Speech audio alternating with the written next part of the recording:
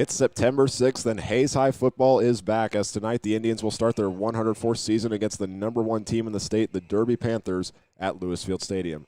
And with that, we welcome you into Lewis Field Stadium on this beautiful evening here in Hayes, Kansas, along with our entire Tribe Broadcasting Network crew. I'm Hank Corsair, and how about the start to this season? The Indians will have their first game at home. They get to face off against the number one team in the state, and they have a lot of momentum for the team entering this season. Just looking back at recent years, they've had 4 straight season-opening wins, including 2 against 6A opponents last year, but both of them were Junction City in 2022 and in the overtime thriller at the beginning of the season last year. And they're coming off of their 4th straight WAC championship as well, but it's not going to be an easy test tonight because everyone knows who Derby is. 7 state titles. They played in 9 of the last 11 6A state title games, and they have multiple players with offers to play at the Division I level. So they have a lot of depth on their side and a lot of favor in their a lot of stuff in their favor, but Hayes High has been ready for this game since they found out they were getting the 6A runner-up. A countdown has been put up in the weight room since the news was revealed, and I've talked with some of the players, especially the seniors, and they've said that they have been looking forward to this game and they are ready to get out there. And we'll take a deeper dive into this game when we come back, as we'll have head coach Tony Crow on for our pregame coaches interview, and we'll also look at games around the state and team rundowns as well. So it's Hayes High and Derby coming up next. This is Hayes High Football on the Tribe Broadcasting Network.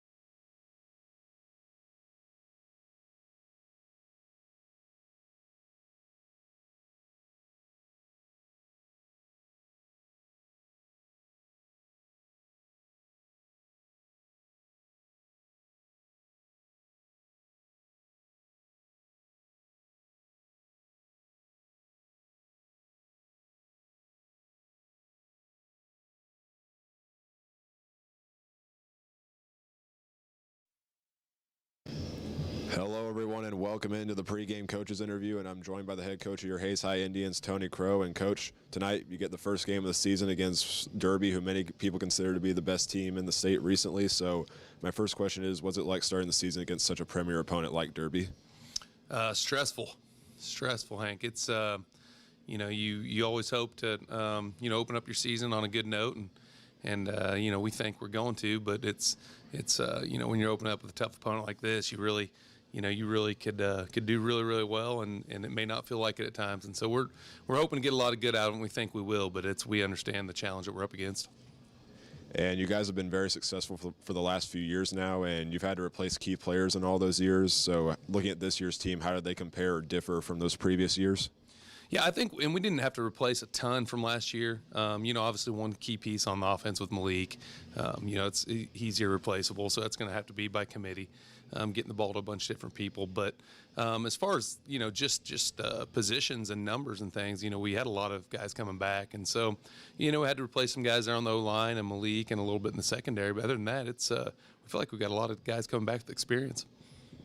And looking at Derby, they lost a lot of key players last season, and as I have it listed, they only returned 4 starters on offense and 7 on defense, but they're always going to have depth to replace that. So what players for Derby stand out to you going into this matchup? Yeah, I mean, their running back, he's a sophomore that played a lot last year as a freshman, Arias Finley, and he's an elite kid, big-time kid who's going to do a lot of things. Obviously, their O-line, they got the Robinson kid who's really, really good, getting a lot of attention, and the tight end receiver, Brahm, or however you say his name, but he's, really good. And then it says, it shows they don't have a lot of returners on there, but, their quarterback's coming in that was starting at Mays last year. You've got a nose guard coming in that was starting at Rose Hill last year. Another running back that was, I think, at East, and a linebacker from Wichita Southeast. And so they may not have been there, but they were starting at other schools, and so they're returning starters as well. And obviously they've got the stud in the secondary, a couple of them back there, and they're going to be they're a handful all over the place. And looking at the guys that you bring back, such as the guys at the receiving, linebacker, and secondary positions, which players are you looking to step into a bigger role this year, especially in the senior class? Our receiving core, we're expecting to really step up. Johnny Cano had a good year last year. We're expecting Braden Meckel and Bryce Homemeyer step up. Ian McGuire catching the ball. He had a nice season, but we expect him to do a lot there. And expect some of those guys to step up front. Mostly those are younger guys, but expecting a little bit more experience there from some of them. And Carter Graham at quarterback, he's got to really lead us there. And then on the other side of the ball, a lot of those guys were on the field last year, but with Cooper, with Lyndon Meyer and Dalton Myers and Wyatt Kirkpatrick and some of those guys that were on the field, we just expect them to come out and be great leaders again. And similar to the last question, has there been anything that surprised you or has been a bright spot coming out of camp that you weren't anticipating? Yeah, I think just up front, O-line and D-line, I think we're really, really big, which is nice. I think we've been really pleased with how we've seen those guys move. We like our running backs. We feel like we've got a lot of length and a lot of guys that can run and make plays on defense. So we're excited to move those guys around, do some different things with them. And, really we've had some juniors step up and kind of get in the mix, and a couple sophomores, and we're just expecting guys to kind of fit in with the seniors that are already there. And, we think we got a nice nucleus going. And my final question is, regardless of the outcome of tonight's game, how do you hope your team will take this experience going into the later parts of the season? Well, we feel like, and you don't want to say that we feel like we've won, because, you don't feel like you've won unless you win the game. But we feel like we've already gotten better by scheduling Derby. These kids have been, staring at Derby for, 275 days. And, and even longer than that, the ones that knew about it before. But anytime you can look at the best for that long and try to raise your game to that level, really, no matter what happens, you're going to get better. And so we're just, we're really hoping that, no matter the outcome of the game, and obviously we're hoping to win, and we're planning, and we're going to try to win. But we just think that no matter what, we've already gotten better by scheduling them and kind of raising our game to try to see what they do. Anytime you can see the best, if you can try to, take something from them and do something they do, then you've got a chance, and Derby's been the best. Right, and that'll wrap it up for our pregame coaches interview. Coach, thank you for your time, and good luck tonight. Thanks, Hank. Go get them. That was head coach Tony Crow with our pregame coaches interview, and when we come back, we will take a look at both teams entering this matchup tonight, as well as games around the state and starting lineups. So we'll be back in a moment. This is Hayes High Football on the Tribe Broadcasting Network.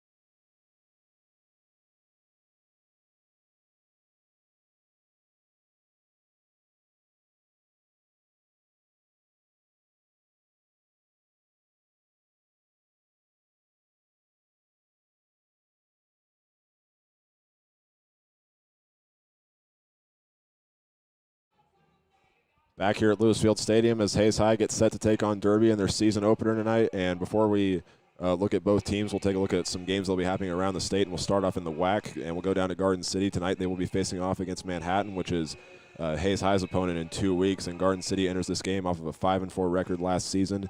And Manhattan's enters with a 9-2 record off of their last season, and it was ended by Derby. So Garden will be looking for a win there, and Liberal will be traveling to Wichita North to take on the Redhawks as Liberal, the WAC runner-up from last season, looks to get off to a strong start, and Wichita North looking for their first win in 6 years. And McPherson's playing at home tonight against Great Bend as Great Bend looks for their second straight win against McPherson after winning 29-16 last year. And rounding out the WAC, it'll be Dodge at home against Woodward, Oklahoma. Dodge entering that game with coming off of a 3-6 record last season, and Woodward 0-1 because they played their first game last Thursday against Guyman where they lost 10-8. And going 30 minutes east from here, TMP will face off tonight against Russell as TMP looks for a strong start in their second year under Grant Stevenson, and the Monarchs look for their first win over Russell since 2020.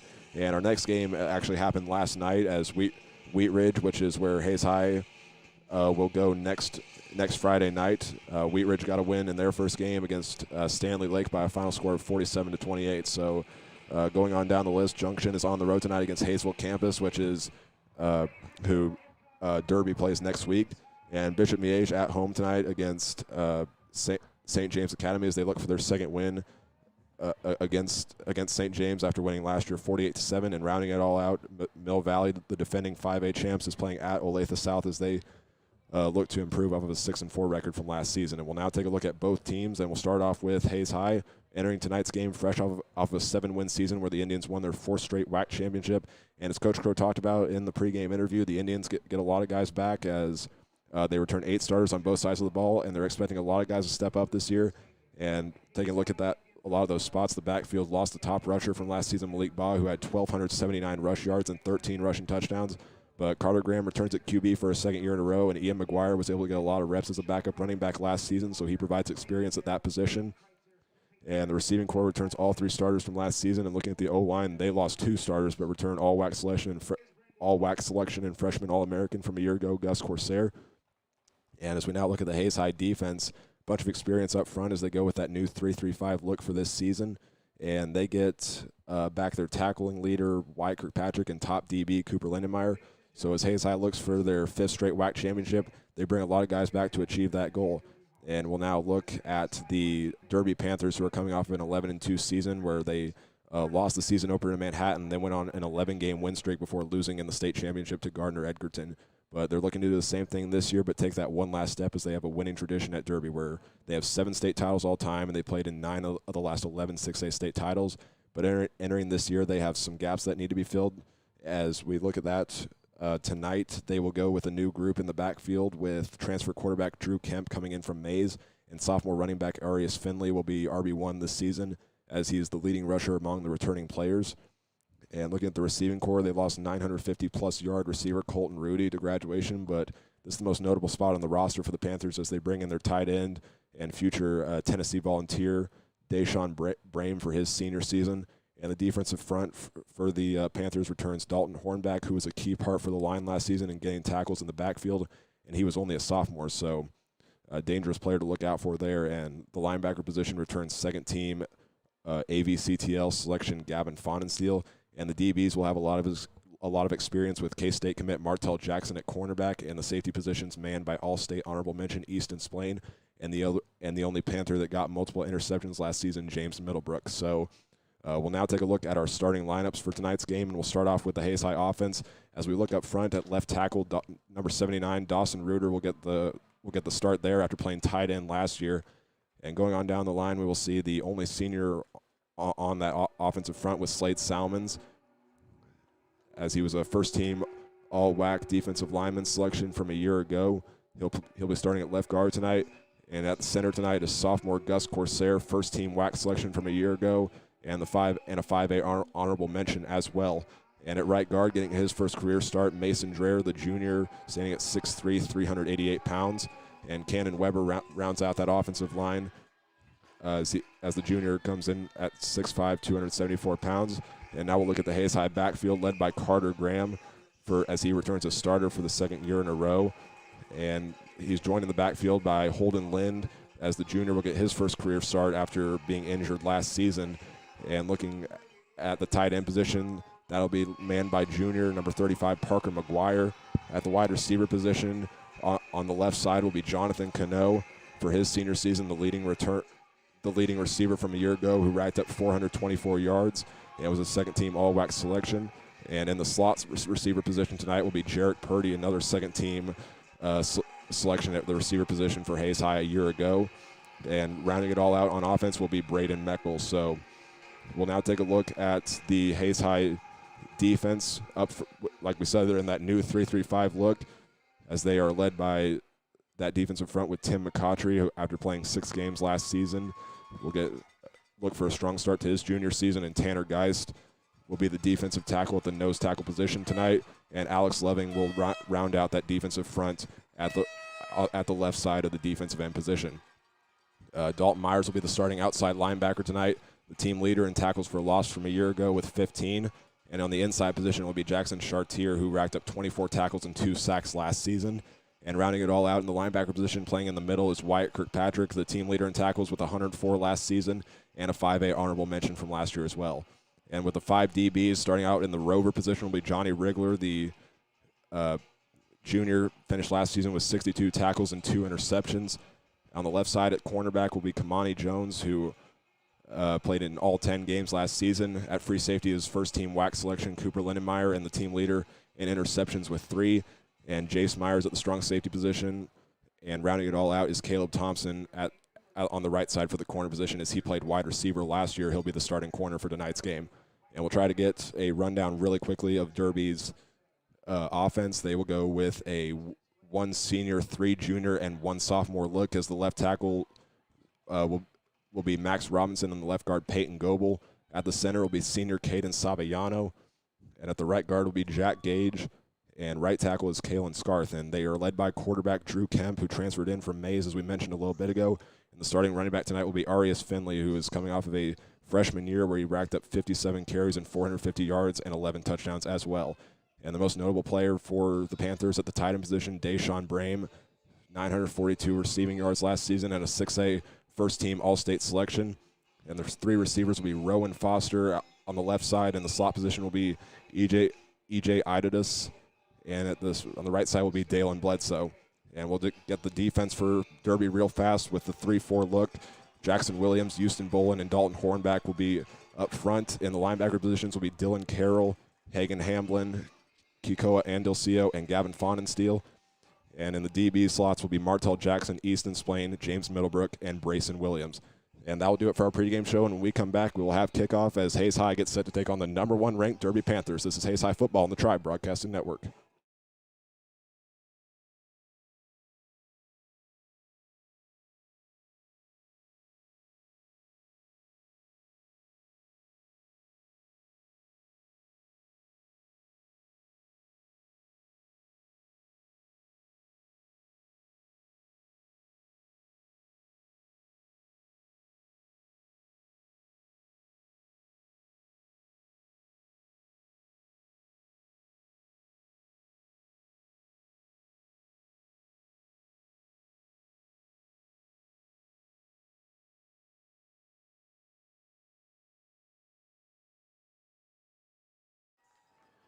Back here at Lewis Field Stadium, as we are now ready for kickoff, as Hayes High will receive the opening kickoff, and Derby will get ready to send it downfield. We'll get a uniform description real fast for Derby. They were going with the new white helmets and white jerseys with green numbers on a black outline and green pants, and Hayes High unveiling new jerseys as well with maroon look with gold numbers and a white outline around them.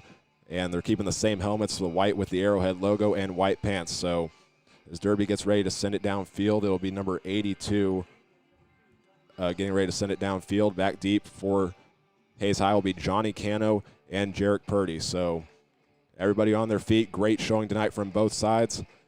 And we'll see how this one plays out as Derby in their huddle right now, getting ready to break up and send the ball downfield.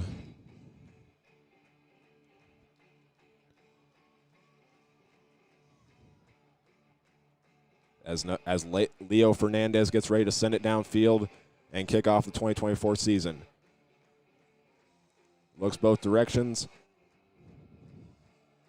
And he'll run up and he'll send the ball downfield, and the 2024 Hayes High football season is underway. As it'll be caught by Jarek Purdy, and he'll go from right to left to the 15, breaks a tackle to the 20, going towards the Hayes High sideline, and he'll go out of bounds at about the 22-yard line, or correction, it's the 21-yard line. Will they mark him out? So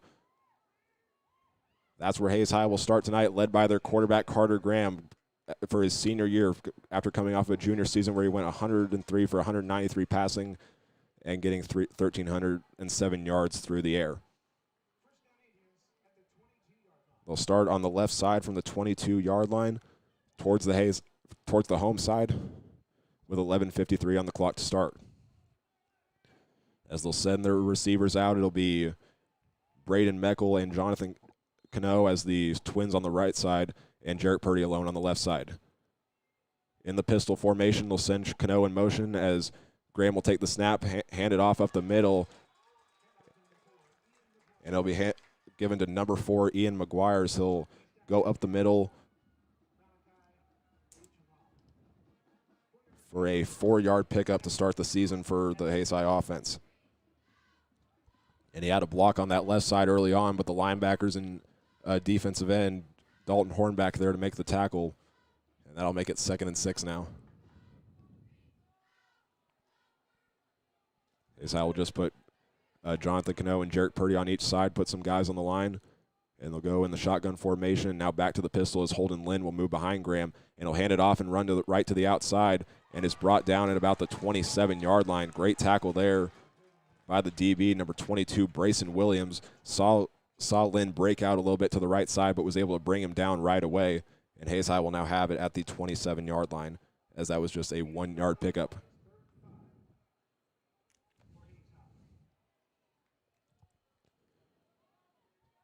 So we'll see how Hayes High responds right here as they're now on the right hash in their own territory, and they'll go with twins to the left and one receiver to the right, and that's Braden Meckel going back to the pistol formation. The line Parker McGuire, the tight end, up on the right side of the line, and they'll be in the shotgun now as Graham will take the snap on a 3-step drop, getting pressured, will run up, and now will roll to his left side, goes up deep downfield, and has Braden Meckel right through his hands. It would have been into Derby territory and a huge pickup, but it'll fall incomplete, and the Indians will now have to go into a punting situation early on in this game. And it was a good route run by Braden Meckel. He was able to beat his man to the outside just a little bit too high above his head, and they were able to make the tackle as James Middlebrook was on the defense. And now Hayes High will likely send it downfield as Carter Graham is listed as the starting punter for tonight, had 26 of them last season where he had 927 yards in punts last season. As they're lined up in the shotgun, we've seen this situation before, and now Graham will take the steps back and get ready to send it downfield as this one wobbling, and it will be returned by James Middlebrook as he takes it at the 30, has a Hayes High defender there into the 40, hurdles a man to the 45, trying to break tackles, and he's able to get just on the edge of Hayes High territory as he goes down to the 49-yard line.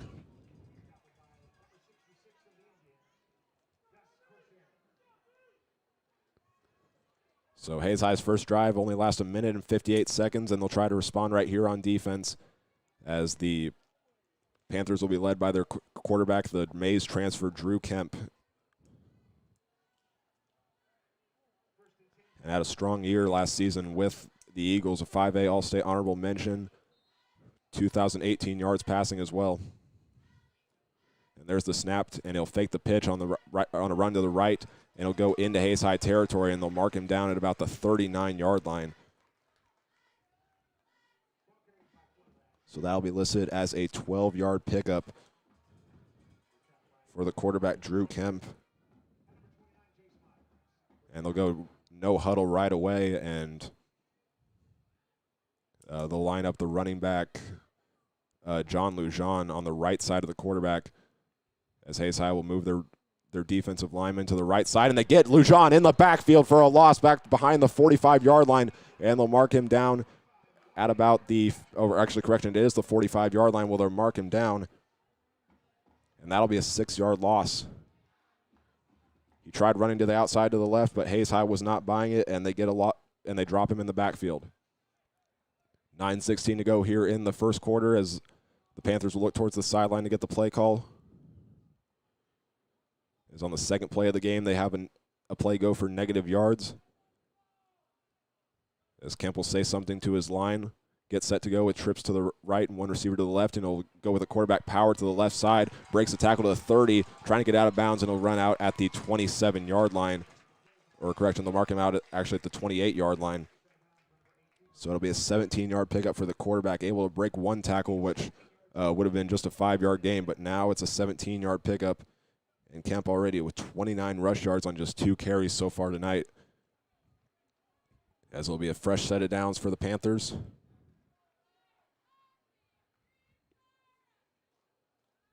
And back to throws, Drew Kemp getting pressured, almost got tackled at his ankles, and he'll try to get at least 1 yard, and he runs out of bounds.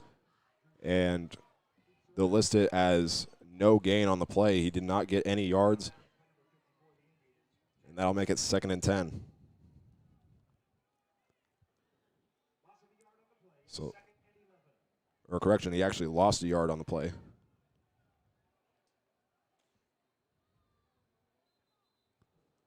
So, and now there's going to be a penalty flag, and they're going to say it's a offsides penalty against Hayes High, so that'll move the Panthers 5 yards up.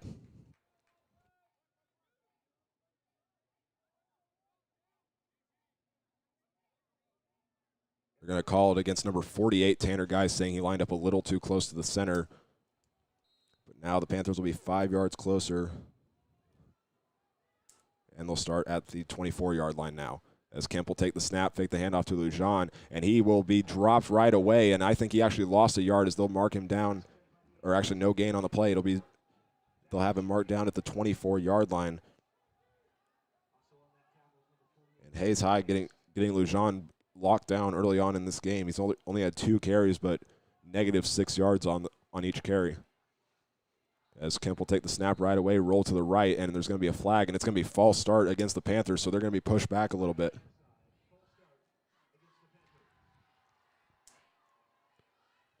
So that'll push him back to the 29-yard line.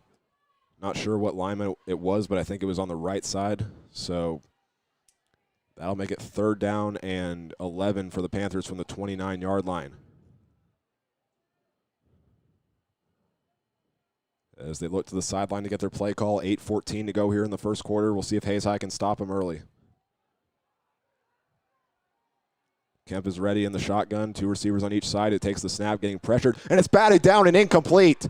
He looked towards the right side and tried to find a man in the flat, but Dalton Myers getting to him right away to bat it away, incomplete. And that'll make it 4th down and 11 from the 29-yard line. And we'll see what the Panthers decide to do right here. And it's looking like they're going to go for it. They'll send their offense back onto the field with trips to the right, 1 receiver to the left. In the pistol, Kemp takes the snap in a reverse pitch to Brame, and he'll go to the 25-20 and breaks the tackle to the 15 and goes down at about the 10-yard line, and they'll mark him down at the 9. So a 20-yard pickup for Deshaun Brame early on in the game.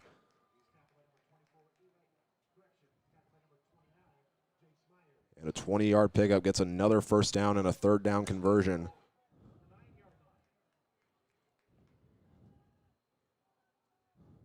So they'll go back right away. Kemp will fake the handoff and run up the middle and now go to the left side of the field, and he'll be marked down at about the 6-yard line.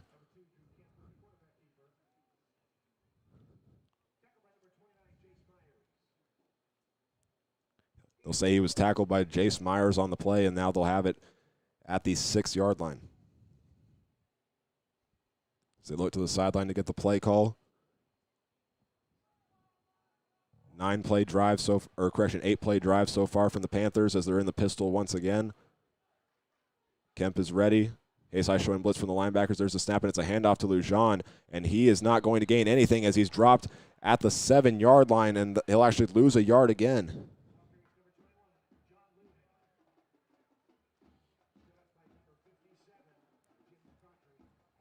They'll say it was Tim McCautry that broke through the defensive line and got into the backfield, and it'll bring up another 3rd down situation for the 10th play of the drive for Derby.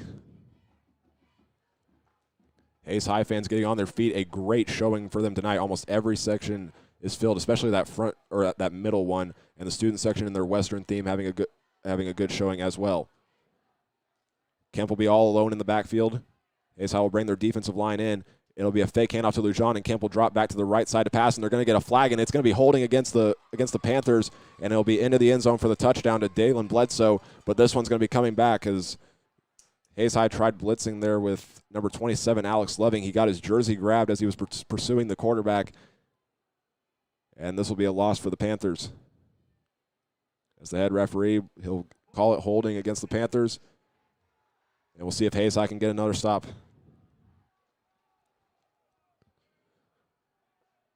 That'll push him back all the way to the 17-yard line. And we'll see how the Panthers can respond. 0 for 1 so far on third downs tonight. They had that batted pass from Dalton Myers. And they'll go in the shotgun once again with 2 receivers on each side. Brame in the slot. They'll send him in motion from left to right. And there's the snap to Kemp. He'll roll right once again, looking downfield, trying to find a man. Throws it to Brame, and he caught it, and they're going to say it's a touchdown. Was able to get him on the outside on the route towards the bottom right corner of the end zone. And the Panthers on third down strike first.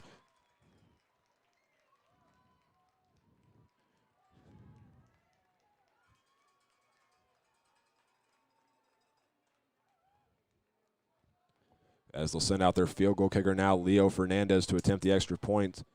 His team was 63 for 70 on PATs last season, as this is Fernandez's first start at kicker. As they'll put the snap down, he'll put it up and knock it right down the middle to give the first points of the game to Derby. So with 6 minutes and 2 seconds to go here in the first quarter, the Panthers strike first on a second third down conversion of the drive. And we'll see how Hayes High can respond when we come back. This is Hayes High Football on the Tribe Broadcasting Network.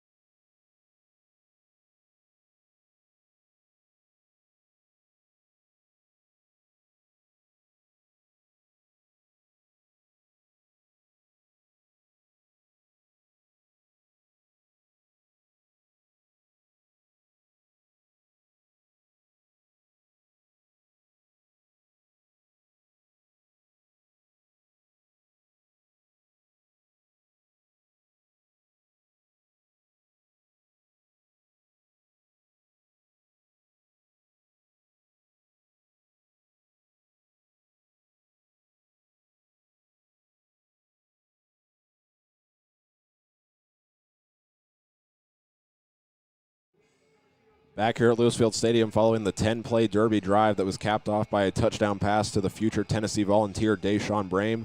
We'll see how Hayes High can respond back here as they'll send Jarek Purdy and Jonathan Cano back to return the kick, and Leo Fernandez will get ready to send it downfield. And Hayes High will try to do better this time after a 3-and-out on their first drive where they had to punt the ball away. And that last Derby drive went for 4 minutes on the way to that touchdown pass. And as Fernandez gets ready to send it downfield, it'll go towards the Derby side of the field, and it'll be fielded by Jarek Purdy as he'll run towards the left side of the field again, getting some blocks, trying to shake a tackle, but will be brought down at the 16-yard line as well. They'll mark him down. That's the second time we've seen Purdy try to break away to the outside on the left side, so and the blocks just went away right away, but we'll see how Hayes High can respond this time after that first drive where they were able to pick up 5 rushing yards, but were unable to convert on third down. So they'll start in the middle of the field, and we'll see how they respond this time.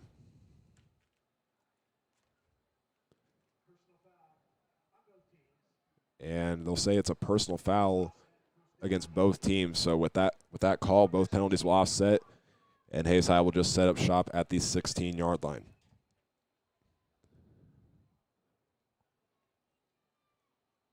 As they'll send Jonathan Cano and Jarek Purdy out towards that right side. They'll be in the pistol with Carter Graham and Ian McGuire once again in the backfield.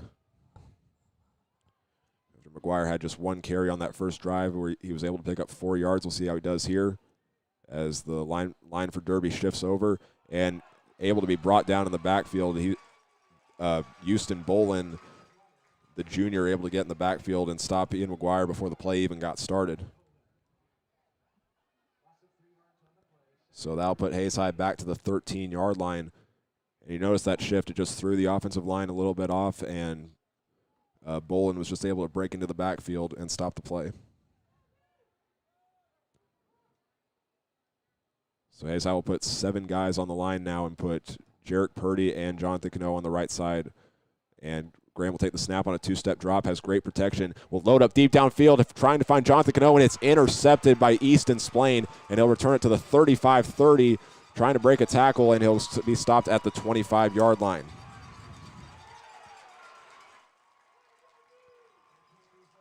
Carter Graham trying to hit the deep targets early on in this game, but just been unable to get it to him as Easton Splain comes up with the first interception of the year for the Panthers after he just had one last year.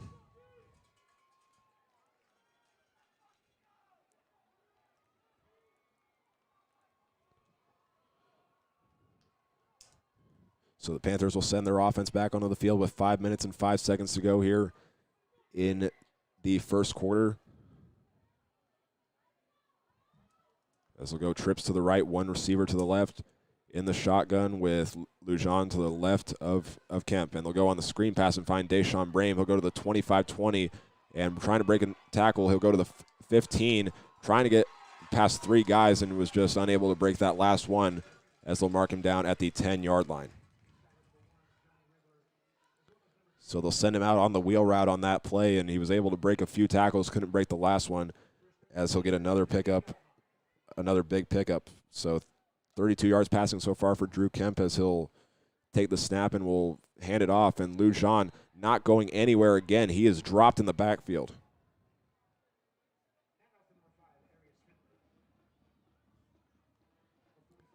Or correction, it'll be Arius Finley who will be dropped in the backfield that time. It'll be a 1-yard loss to the 11-yard line. As they'll take the snap, Kemp will now roll to the left this time, looking into the end zone, pump fakes, and now trying to find a man, will now run the ball and go out of bounds at the 6-yard line. He was looking towards that back left corner where he was trying to find his receiver, Brody Kitterman, but just took it himself and was able to get a pickup to the 6-yard line for 5 yards.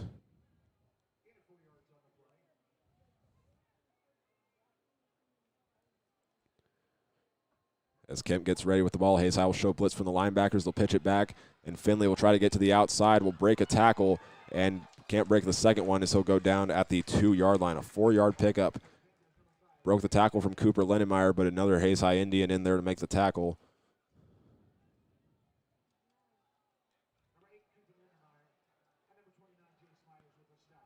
So that'll bring up 3rd down and just 2 to go for the Panthers.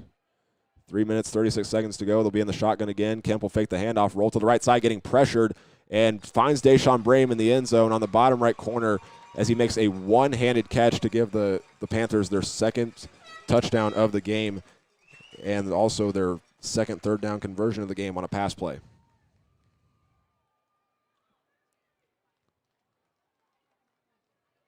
So they'll now trot out Leo Fernandez to attempt the extra point once again. Has already made one tonight.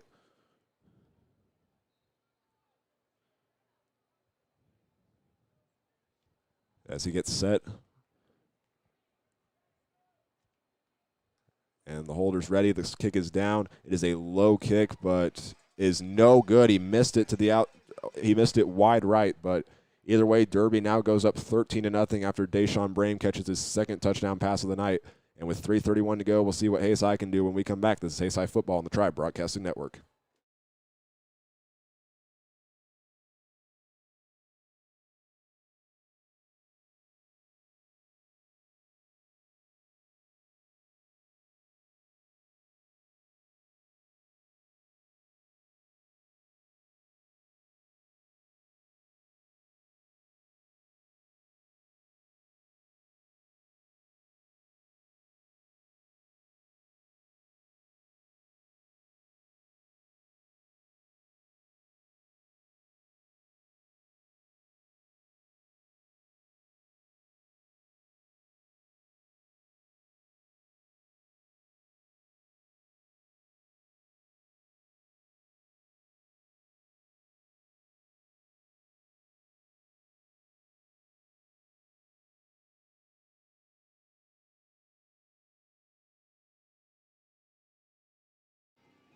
Back here at Lewisfield Stadium following that 5-play drive for Derby, which was capped off by another touchdown pass to Deshaun Brame.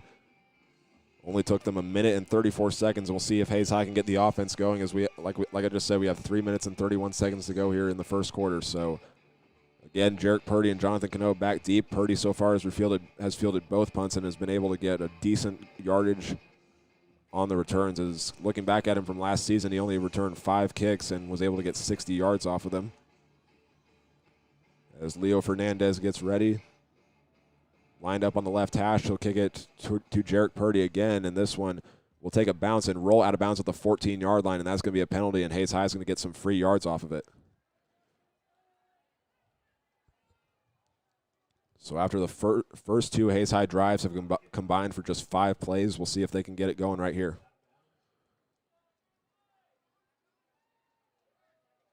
And as the white cap goes up to or faces the press box, he will rule it as a free kick out of bounds against the Panthers. And Hayes High will set up at the 30-yard line.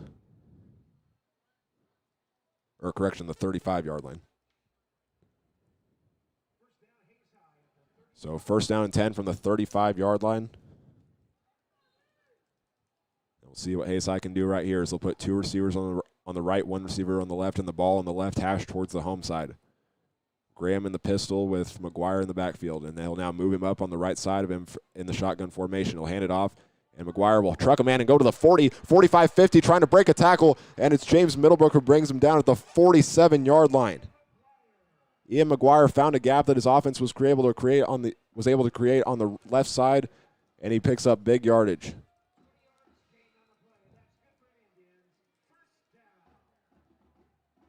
It'll be 20 yards is what they'll rule it.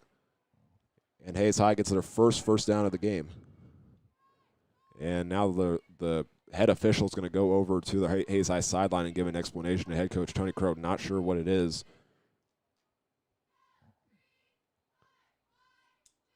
But Hayes High gets a huge play for their first down of the game.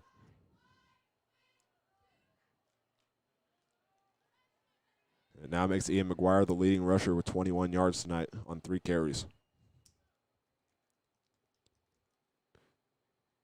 Again, not sure what they're trying to explain to head coach Tony Crow, but either way, Hayes High into Derby territory for the first time tonight from the 45-yard line as they're in the huddle.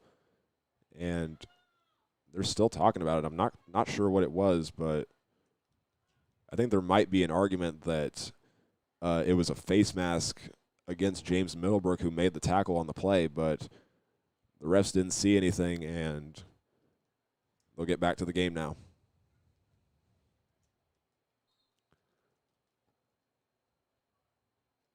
As the clock gets back up and running, Hayes High still on that left hash. They'll put 2 receivers on the left side and 1 on the right, and that's Braden Meckel in the pistol, and they'll now switch their receivers up a little bit, and they'll put Jonathan Cano on the right side and Parker McGuire on the right side of the line at the tight end position. There's the snap to Graham. He hands it off, and running up the middle is Ian McGuire, and he'll go up to the 42-yard line. So a 3-yard pickup there for the Indians as they've started to find an identity and get stuff going on late in the first quarter.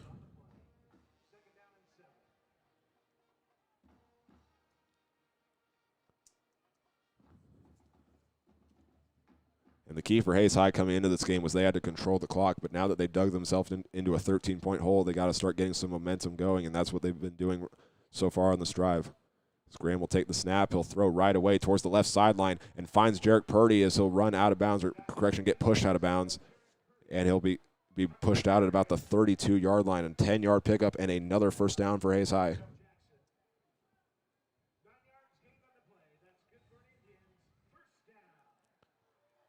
That's also Carter Graham's first completion of the night as Jarek Purdy gets his first reception of the night.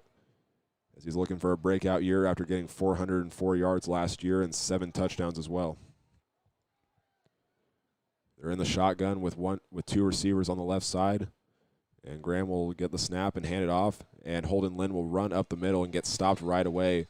And I think they're going to mark him down at the 32-yard line, so no gain on the play.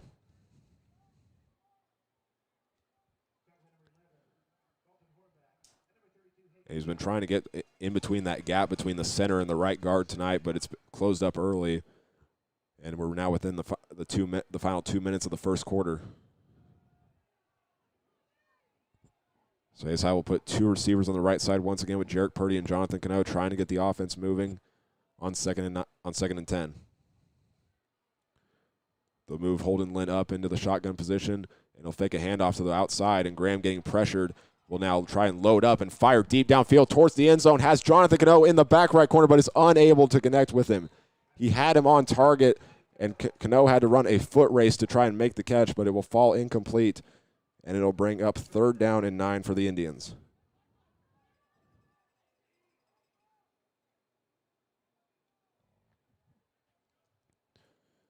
Clock stops with 1:30 to go. Hayes High has it at the 32-yard line.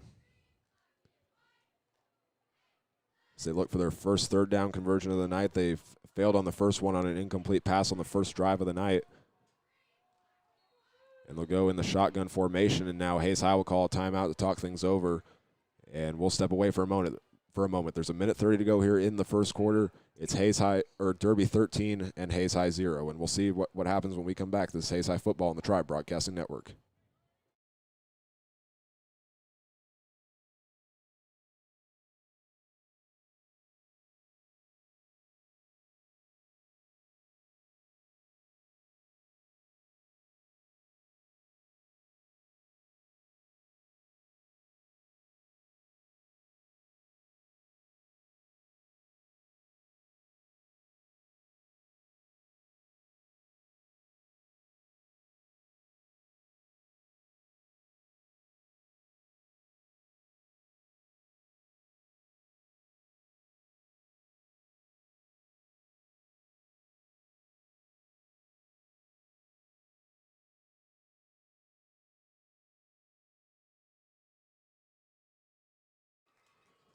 Back here at Lewisfield Stadium following the Hayes High timeout as they will go 3rd down and 9 from the Derby 32-yard line with 1:30 to go in the first quarter.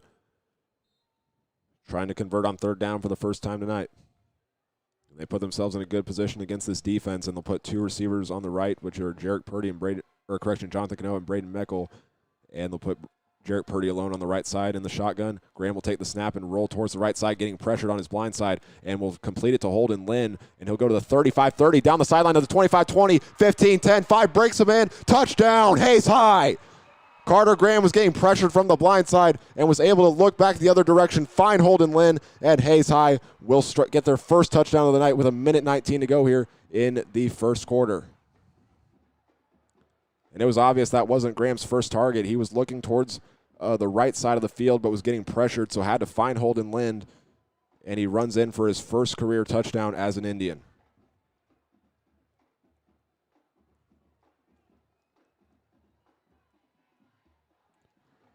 So they'll now send out the field goal kicker Carson Moore to attempt the extra point, replacing Harley Zimmerman from graduation last year. As the kick is up, it is good. And Hayes High now within 6 points of the Panthers with 1:19 to go in the first quarter. And we'll see what happens when we come back. This is Hayes High football on the Tribe Broadcasting Network.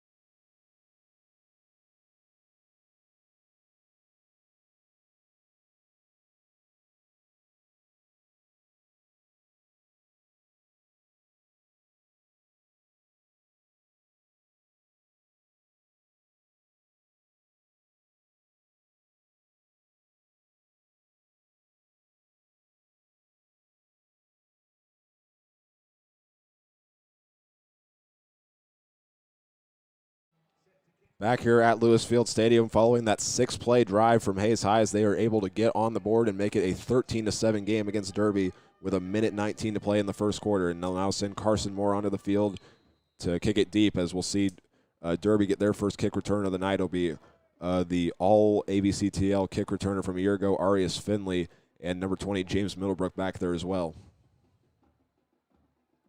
And as Moore gets set, he'll run up and send it downfield from the 40-yard line, and it's a pooch kick as he'll be caught at the 5-yard line by Finley, and he'll go to the 10, 15, stumbles a little bit and goes to the 20, and brought down at about the 21-yard line, and there's going to be some penalty flags on the field. It might be unnecessary roughness for the way he was tackled, where he was picked up by the legs and slammed to the ground. But we'll get the official call here in a second.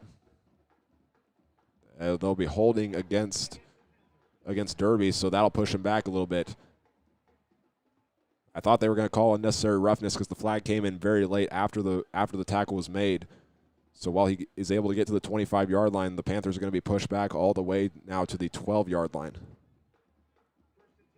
As they'll try to recreate what they've done their first 2 drives. They've been very successful so far, both of them being touchdown passes to Deshaun Brame, and Kemp having a good first game as a Panther, as he's only thrown 3 passes, but for 39 yards and 2 touchdowns. And a lot of credit to the ground game for Derby as well.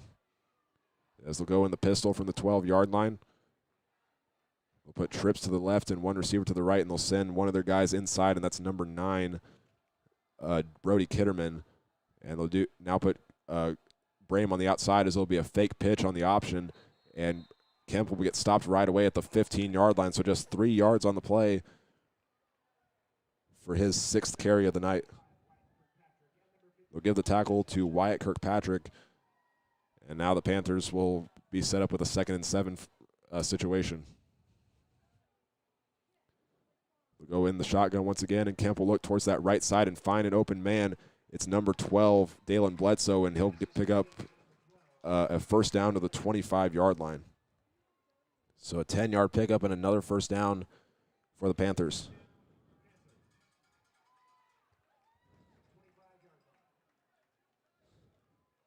That now gives Kemp 52 yards passing tonight on 5 attempts, where he's gotten 4 completions as well. As he'll fake the handoff on the shotgun formation, go towards the Hayes High sideline to the outside. Another flag will fly in. And I think we're going to get holding on the O-line for the Panthers. It looks like it's going to go against that right guard, Jack Gage. As we wait the official call. And they will call holding.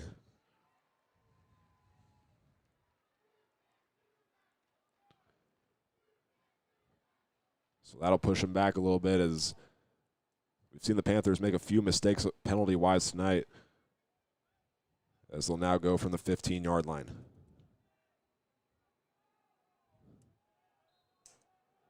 They'll once again go with trips to the left, 1 receiver to the right. 32 seconds to go in the first quarter. They'll pitch it to the outside to Lou Jean, trying to juke out a man, and he'll break a tackle to the 15, 20, 25, and a huge tackle there for Hayes High, because Lou Jean had space in front of him, and another penalty flag will fly in. It was right before the play came to an end, so we'll see what this is. This one might be against Hayes High. As the refs talk things over, it was thrown at the 26-yard line near the Derby side. And the ref pointed to Derby. This one's going to go against the Panthers again. It'll be a legal block in the back, and this will push him back again.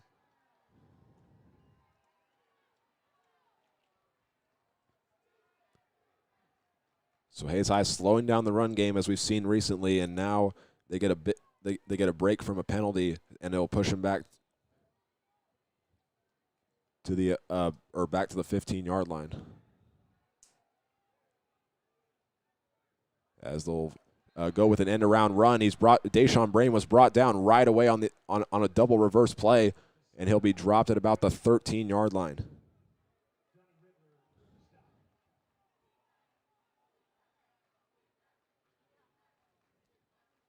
And now as they'll go in the pistol, and that'll bring us to the end of the first quarter. So Derby's been up 13-7, but that Hayes High touchdown pass to Holden Lynn has put them back in the game, and they'll be looking for a stop when we come back. So we'll see how our second quarter unfolds when we come back. This is Hayes High Football on the Tribe Broadcasting Network.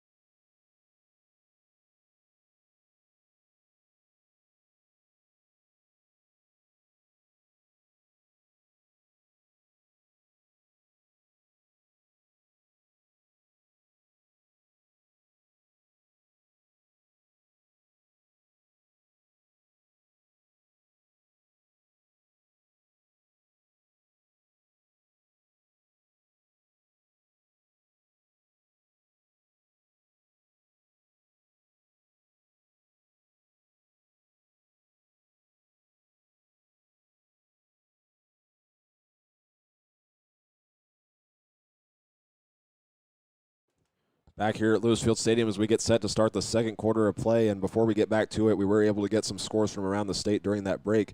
Liberal off to a hot start against Wichita North as they lead 28-0, and it's just the first quarter. TMP Russell are scoreless through 1, and Great Bend and McPherson are tied at 6. As the Panthers will go right away, they'll do a handoff to John Lujan as he breaks one tackle, getting to the outside, and is brought down at about the 16-yard line is where they're going to mark him down. So a positive play, but now that's going to bring up third down.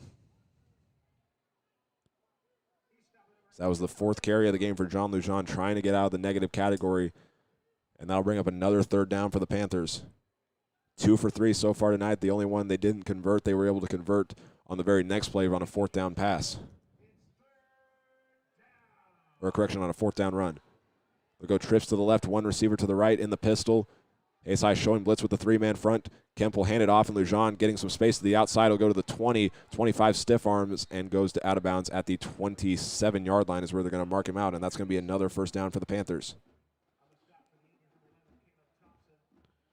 So Lujan on his fifth carry gets out of the negative as he's now up to 7 yards rushing. And that's another first down and another third down conversion for the Panthers, as that's now 6 for them tonight.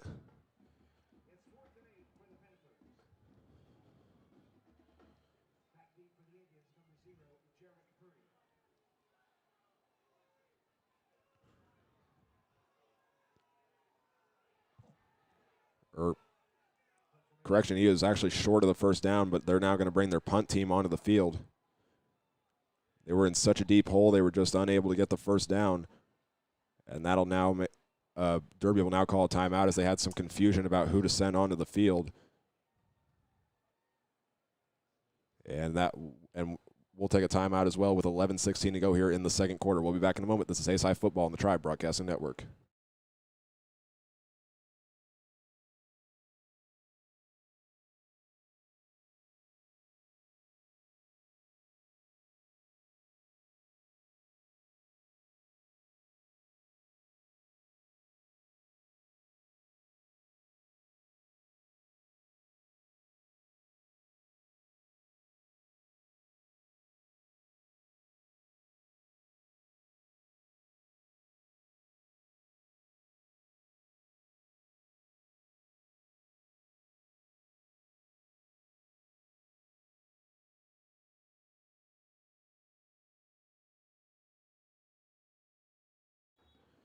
Back here at Lewis Field Stadium following the Derby timeout with 11:16 to go here at the start of the second quarter.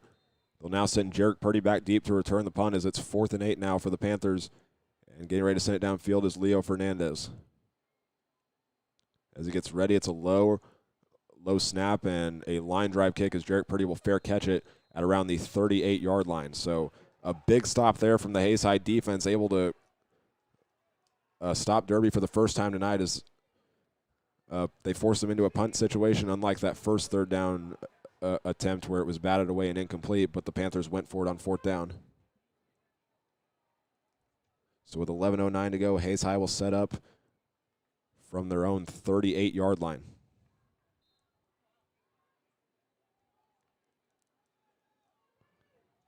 They'll put Jarek Purdy alone on the left side, and they're in the middle of the field. They'll go twins on the right side with the tight end on the left side of the line.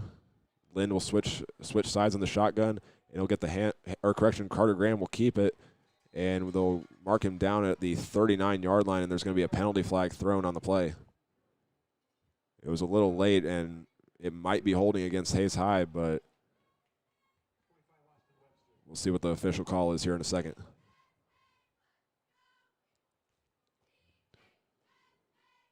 And it's going to be a face mask against Derby, so Hayes High will get an automatic first down with that call. And looking at the last few drives, this is what Hayes High needs. They need to take advantage of the mistakes that Derby makes, as they were originally at the 38-yard line. That'll now move them up to the 44-yard line.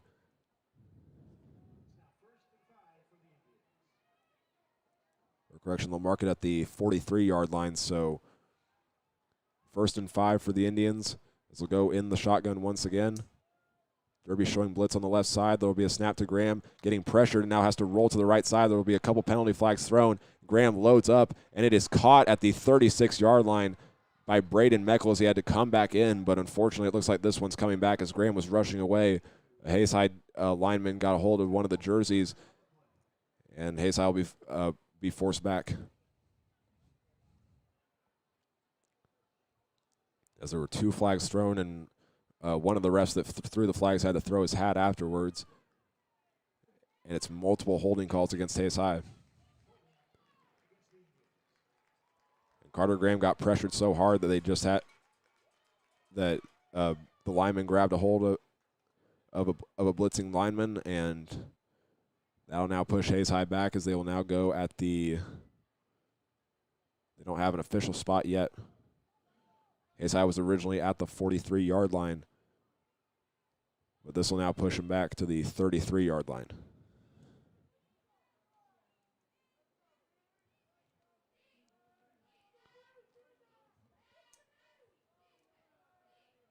So 1st and 15 for the Indians.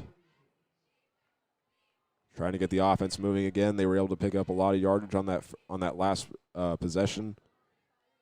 As Holden Lynn will move into the pistol formation after being on the left side of Graham in the shotgun formation. Will get a handoff up the middle, has some good blocks, and he'll be pushed up forward, getting a last resort push by the O-line. He'll be brought down at the 40-yard line.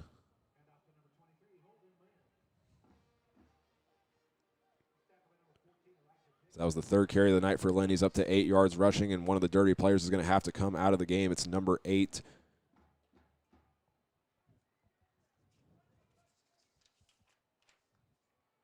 Number 8, Gavin Fondon, still having to come out of the game for a moment because his helmet came off. And in his place, they will send in number 14, Elijah Dixon.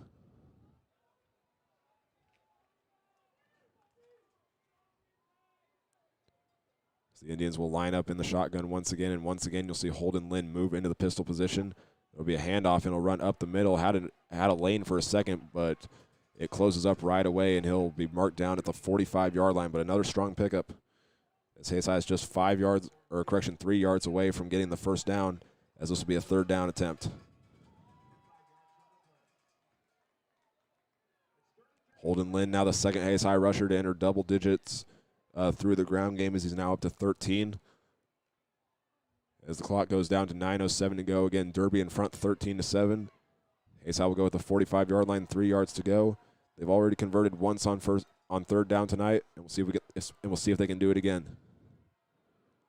There's a snap to Graham, back to throw, looks towards the right side, and finds Braden Meckel. Oh, he dropped it at the last second. He was open at the 50-yard line, but the coverage broke down right away, as getting in there for the defense was number 22, Brayson Williams, and Meckel just unable to pull it in on the out route. So now a decision comes up for Hayes High. Do you go for it, or do you put Derby in another position where you try to let your defense do the work?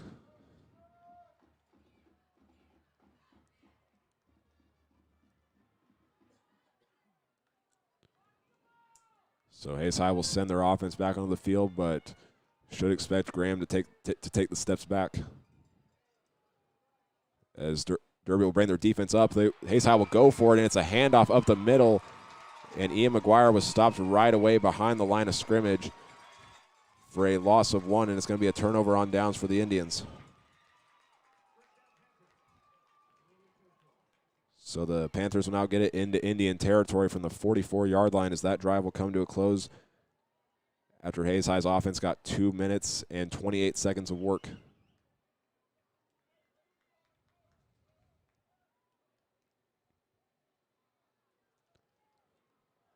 So Derby will go back onto the field after having to punt on their previous drive, which lasted for 5 plays, and after a huge pickup by Jean Lujan on 3rd down, they were in such a deep hole that they still had to punt it. So now they get better field position this time, as they'll start in Hayes High territory from the 45, twin receivers on each side.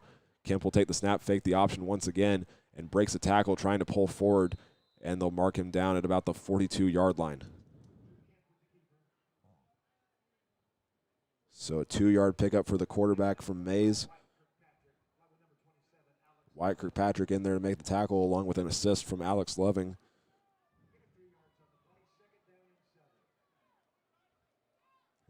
And Drew Kemp now up to 41 yards rushing tonight, as that was his 7th carry. As Kemp will take the snap, he'll hand it off once again to Lujan. As he breaks a tackle after getting to the 40-yard line, he'll plow forward and go down at about the 38.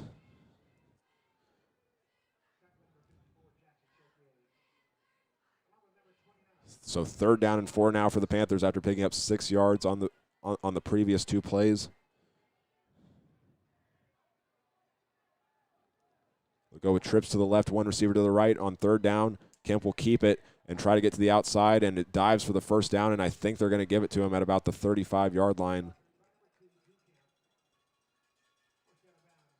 And they will give it to him. They'll mark him out of bounds at the 34-yard line, just enough to get it.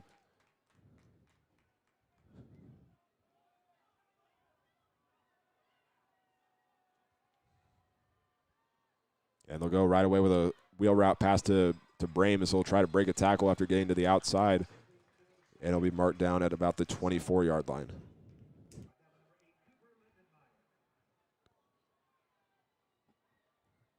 They'll mark him 1 yard shy of the 1st down, or correction, that will be a 1st down.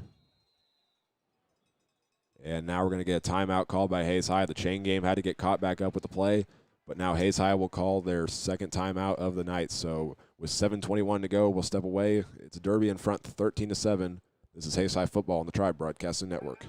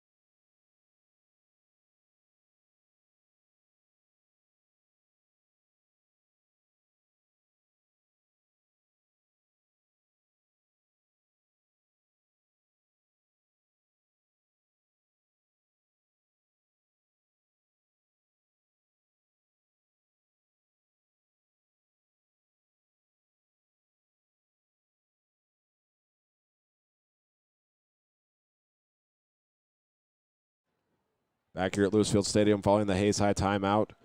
With Derby now going right away with trips to the right. There'll be the snap to Kemp, trying to load up downfield, is getting pressured and has to roll out to the right side and able to drop it in over the middle to Arius Finley, and he'll be brought down at about the 16-yard line.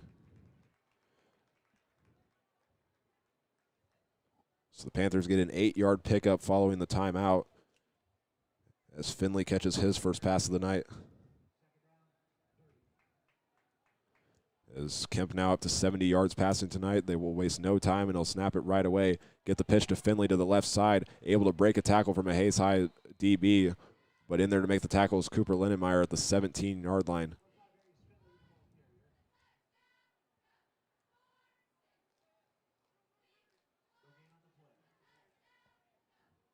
Or actually, they're going to list it as no gain, and Derby will now have it 3rd down from the 16-yard line. They'll have twins on the right, 1 receiver on the left in the shotgun. Tight end playing on the line. Hayes High almost jumped on that right side of the defensive line as Derby will look towards the sideline with 10 seconds left on the play clock, trying to get the play off. Hayes High fans starting to get into it. And Kemp awaits the snap and gets it, looks towards the right side, and is able to find his receiver, Lujan, who breaks a tackle at the 10-yard line and is able to go into the end zone and get the touchdown for Derby. Lujan was able to catch the pass at the 10-yard line. A Hayes High DB ran up to try and make the tackle, but he was just unable to bring him down, and now Derby has their 3rd passing touchdown of the night. As they'll trot out Leo Fernandez for the extra point, following a 7-play drive that went for 2 minutes and 21 seconds. The kickup will be out of the hold of backup quarterback Blade Clark. Hayes High will go after it, but is unable to get there in time. But it doesn't matter anyways. The kick is no good. So Derby will just come up with 6 points after that 7-play drive, and with 6:20 to go, we'll see if Hayes High can get the offense going with a response when we come back to the Hayes High Football on the Tribe Broadcasting Network.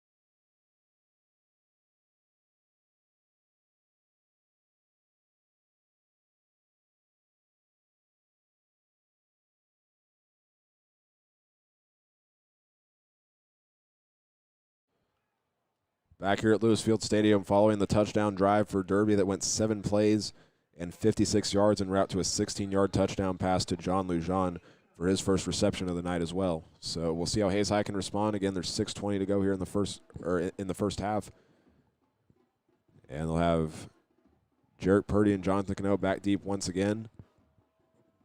As Leo Fernandez sends it downfield, Purdy will run towards it and field it as it almost went out of bounds. He'll go to the 15, down the sideline to the 20, and we'll go to the 25, but I think they're going to mark him out of bounds before he got there, and that is exactly what they'll do, is they'll mark him at the 24-yard line to start this drive for Hayes High. We'll see if Hayes High can respond from that previous 6-play drive that ended with a turnover on downs. So far in this game, the passing game has had its moments, as Carter Graham has 42 yards and a touchdown, and the ground game has had their moments as well, but gaps have been closing quickly tonight. And they're actually going to give Jarek Purdy the extra yard, and they'll start at the 25-yard line. They'll put one receiver on each side and put 7 guys on the line and have Holden Lind in the shotgun to the right of Graham. He'll get the snap and hand it off to Lind, trying to break a tackle as he got into the linebacker position, and he'll go down at the 27-yard line. Give the tackle to the free safety, Easton Splain, able to get in there. As Lynn, with 5 carries so far tonight, has averaged just 3 yards per carry, and he'll bring up 2nd down and 8. As the clock continues to tick, there's 5:46 to go here in the second quarter. Hayes High trying to get something going, trying to keep themselves in the game. The defense has done a pretty good job holding the Panthers to limited yardage each play, but they've been able to have a couple breakout plays as Graham will now get the snap, fake the handoff, roll to the left, is getting blitzed, and is trying to break the tackle and is just unable to do so, as getting in the backfield there was number 8, Gavin Faunensteel.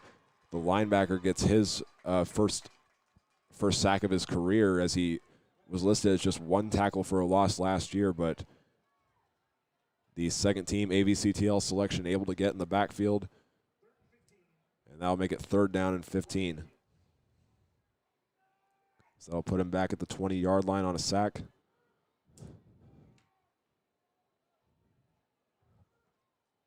As Hayes High will look towards the sideline, towards the assistant coaches to get the play call.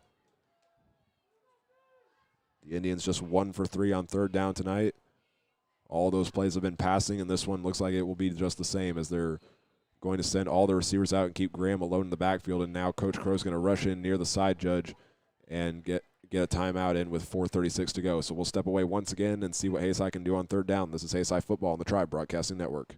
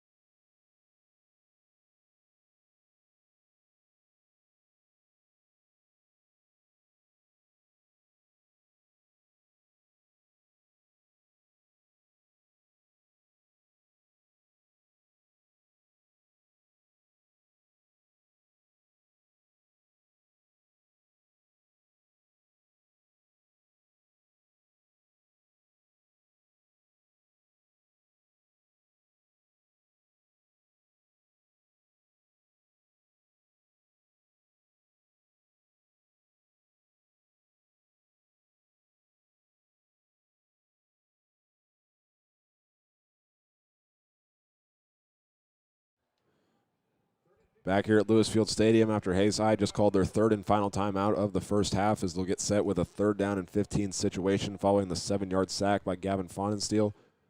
Carter Graham will line up in the shotgun with one receiver on each side. He'll take the snap, drop back 3 steps, getting pressured, and now we'll have to roll up, and the linebacker able to get in there and make the tackle is number 14.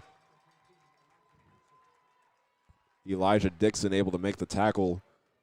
The Wichita Southeast transfer now makes it a 4th down situation for Hayes High.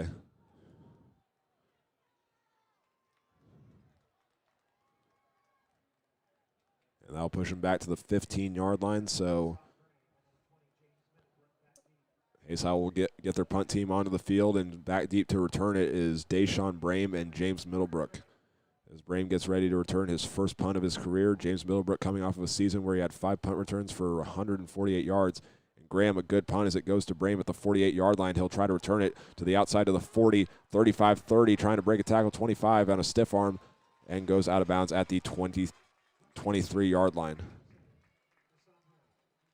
So the Panthers will trot their defense out onto the field. And with 3:53 to go here in the second quarter, the Panthers will set up their offense, and they'll now move the ball up an extra yard, and Derby will start this drive at the 23-yard line.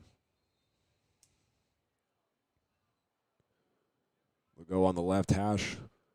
Up front for Hayes High will be their starters of Tim McCautry, Slade Salmons, Tim McCautry, Tanner Geist, and Alex Loving. As they'll keep that same formation of trips to the right, but now they'll have twins to the left as Drew Kemp all alone in the backfield. Hayes High shifts the line over to the left, and he's getting pressured, and Tanner Geist almost there to make the sack, but Kemp able to break away and get out of bounds at the 21-yard line, and a penalty flag comes in late. This might be holding against the Panthers. Max Robinson was near Kemp as he ran out of bounds and blocking a Hayes High defender. They're probably going to get him for holding on this play.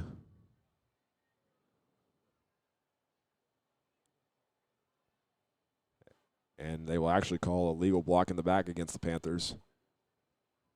So that'll put them back a little bit as they have another penalty, and that's just been the problem for them this drive, or throughout their offensive drives tonight. They've been making small mistakes, and it's forced their offense back.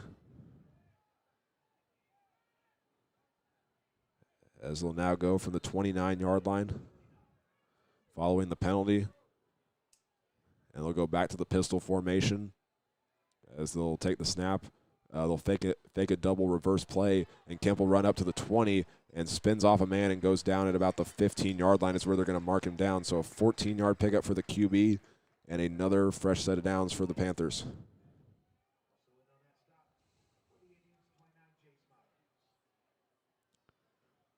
As Kemp just had his 9th carry of the night, is already up to 60 yards rushing. And that was now the 8th first down of the night as well for Derby, as they have picked up 5 first downs through the ground game. Hayes High will show blitz off the right side, and Kemp will take the snap and hand it off to Finley. He'll run up the middle. Drew got him at the 10-5, trying to plow into the end zone, and is able to get in for the touchdown. And Derby has their first rushing touchdown of the night, and Arias Finley has his 12th touchdown of his career. Was able to find a gap up the middle for the Panthers, and once he got to the linebacker position for Hayes High, he was able to break the tackle and plow into the end zone.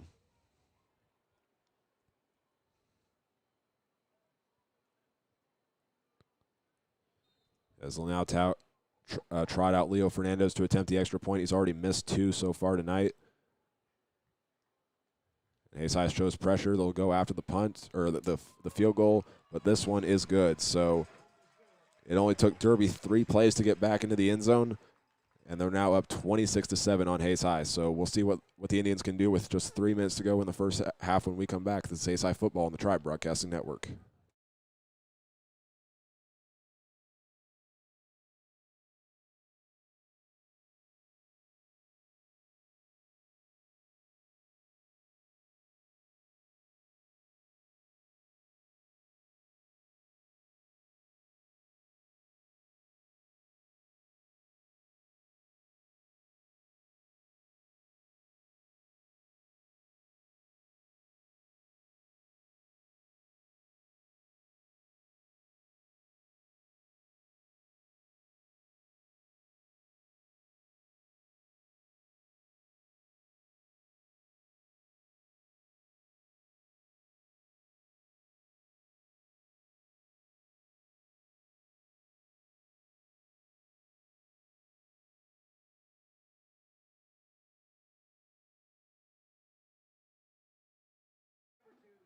Back here at Lewisfield Stadium with just 3 minutes to go here in the first half following the 3-play drive from Derby that resulted in a 15-yard run to the end zone by Arias Finley. They'll now get ready to send it downfield by Leo Fernandez. Purdy and Cano back deep once again for Hayes High. They'll put the ball on the left hash for the kickoff once again for the Panthers, and they'll send it downfield towards Jarek Purdy, and he'll field it at about the 7-yard line. Trying to get some space. He'll go to the 15, 20, 25, and gets tackled out of bounds as he was pushed back a little bit at the 23-yard line, but a penalty flag flew in late. This one will probably go against Hayes High, and it'll be a hold. So they'll talk things over on the sideline.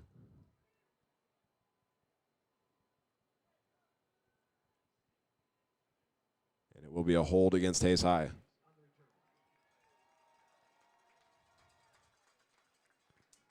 So as Purdy was able to get out to about the 23-yard line, this is now going to push Hayes High back, and they will start at the 13-yard line, I believe, is where they're going to mark him down at.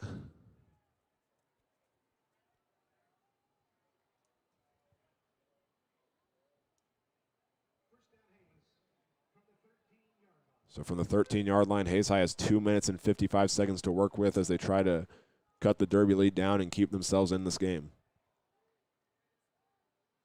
Graham will line up in the shotgun, and Cano will go in motion from left to right. It'll be a handoff up the middle to Ian McGuire to the 15, and it'll go down at about the 18-yard line.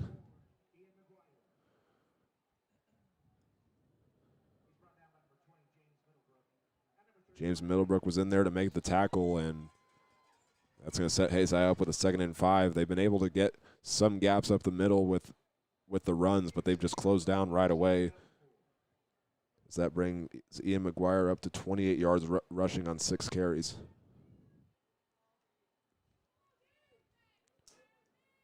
So I'll put twins on the left, 1 receiver on the right in the pistol. So 6 guys up front of the line with the tight end. Parker McGuire lined up on the right side, and there'll be another handoff. And running up the middle is Ian McGuire and brought down at the 20-yard line. So a 2-yard pickup will set up 3rd down and 3 for the Indians.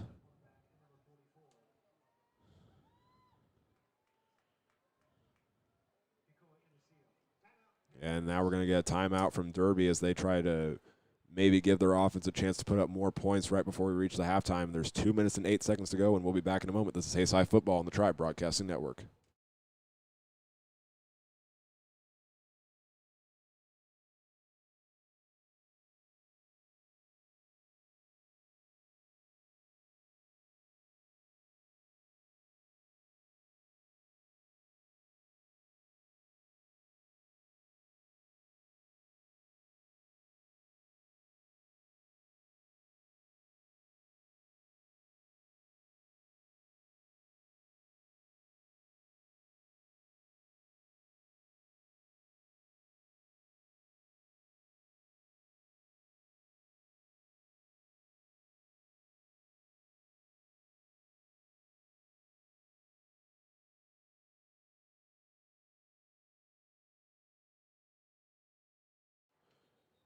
Back here at Lewisfield Stadium after Derby called their 2nd timeout of the first half, and right before we got back to the action, the ref on the Derby sideline ran in and stopped the play before it got started.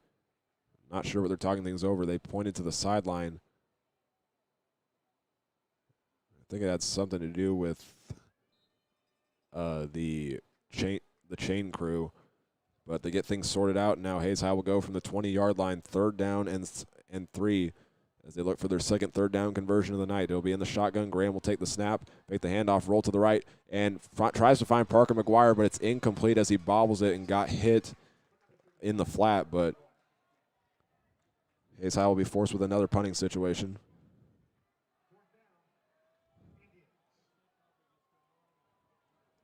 As they will now send their punting team out onto the field. Deshaun Brame and James Middlebrook will go back deep with 2:01 to go in the first half. And that was the key for Derby getting that timeout in just a little bit ago. They wanted to give their offense a chance to score one more time and try and put Hayes High out of the game in the first half. So Graham will go back deep, and the traditional punt formation, like where we see them line up and then take some steps back, as Middlebrook will take this at the 45. Fielded on the left side, will now go to the right side of the 35-30. Breaks the tackle, 25-20. Two-man to beat to the 15 and gets pushed out of bounds at about the 13-yard line. So he didn't have space on the left side, but was able to change his direction and go back to the right side.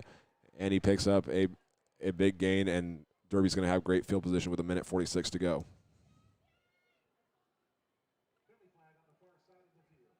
But there was a penalty flag thrown in on the play. I think they might go with this against Hayes High for a late hit as Middlebrook was running out of bounds, but it occurred quite a few yards back away from where the tackle or push out of bounds was made. So they'll move it back, and this one's going to be against the Panthers, and they'll go back to the 36-yard line.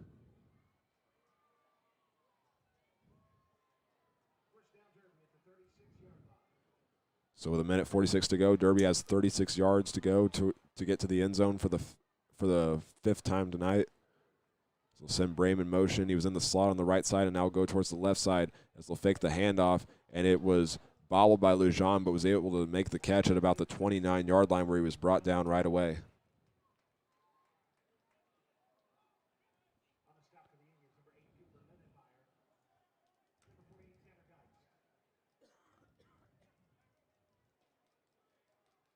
So Lujan makes his second reception of the game, and they'll fake the pitch, and now Kemp will keep it to the 20, 15, one man to break, and he'll be brought down inside the 10-yard line as the touchdown saving tackle was made by number 29 of the Indians, Jace Myers, and another penalty flag came in the play.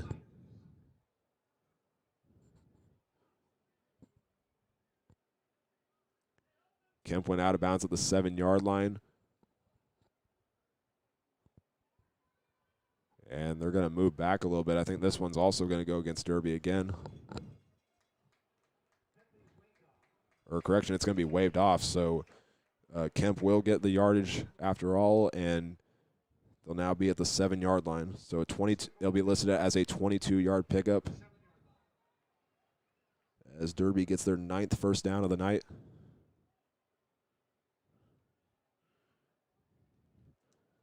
As Kemp will look towards the sideline with 1:15 to go. The clock did stop because he was pushed out of bounds. And there was a first down on the play within the final 2 minutes. So they'll reset the play clock and let the Panthers get set. We'll go trips on the left, one receiver on the right, in the shotgun with the running back to the left of Kemp, and they'll hand it off and go up the middle, but Arias Finley on the carry was stopped right away. And they're going to say he got no gain on the play as they'll mark him down at the 7-yard line. So the Panthers will waste no time as we're within the final minute of the first half. Keeping that same formation, Kemp will now go for a pass play, roll to the left side, go to the back left corner of the end zone, and just barely overshoots his man. It was intended for number 16, Talon Cunningham, on the play. But that'll make it 3rd down and 8 for the Panthers. And that was just the second incomplete pass thrown on the night for Drew Kemp.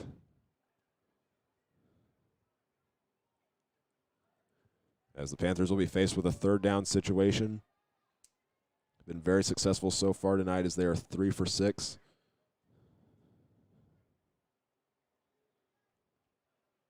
They'll put twins on both sides. Finley playing quite a ways back from Kemp in the backfield. He'll get the snap, fake the pitch, and now we'll go to the 5 and into the end zone for a Derby touchdown with 45 seconds to go in the first half. So Kemp gets another touchdown on the board tonight as Derby will go up 32-7, and they'll trot out their field goal kicker for the extra point try.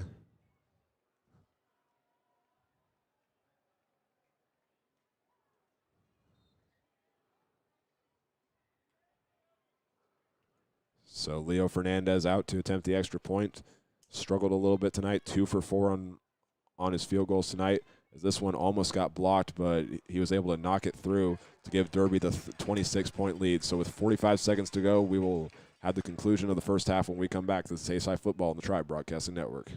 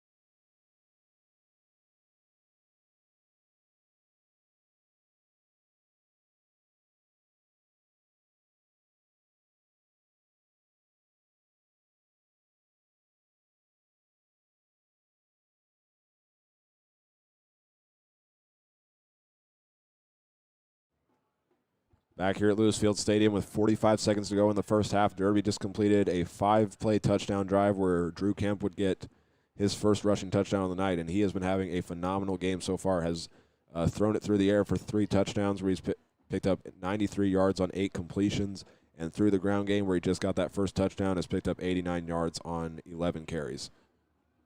So Hayes High will get ready to receive the kickoff from Leo Fernandez. And this one will go towards Jonathan Cano for the first time tonight. A little shorter, but he'll go to the 20-yard line and get stopped right away. So Hayes High will trot their offense out with 39 seconds to go until we reach the half. And we want to remind you to stay tuned for our halftime show coming up, where we will recap tonight's first half and look at some stats and then take a look at some of those games that are happening around the state of Kansas tonight. We noted a few games going on in the WAC. As we last saw, Great Bend and McPherson tied at 6 at the end of the first quarter, and Liberal was running away against the Wichita North Redhawks 28-0. So they're off to a strong start so far, and then TMP and Russell were scoreless through 1. As Graham will take the snap, he'll hand it off to Holden Lynn. He'll go to the 25, break a tackle, and will be stopped at the 25. So a 5-yard pickup there from Holden Lynn. He's now up to 20 yards rushing tonight. As the clock ticks down to 16 seconds, it looks like Hayes High is just going to take this one to halftime. And as it's now down to 10 seconds, they're still looking towards the sideline, and that is exactly what they're going to do. As we will go to our halftime break, Derby leads Hayes High at the break by a score of 33-7. And like we just said, we will have our halftime show when we come back, where we will recap our first half and take a look at our individual and team numbers and then some scores from around the state as well. So keep it here with us, and we'll have our halftime show when we come back. This is Hayes High Football on the Tribe Broadcasting Network.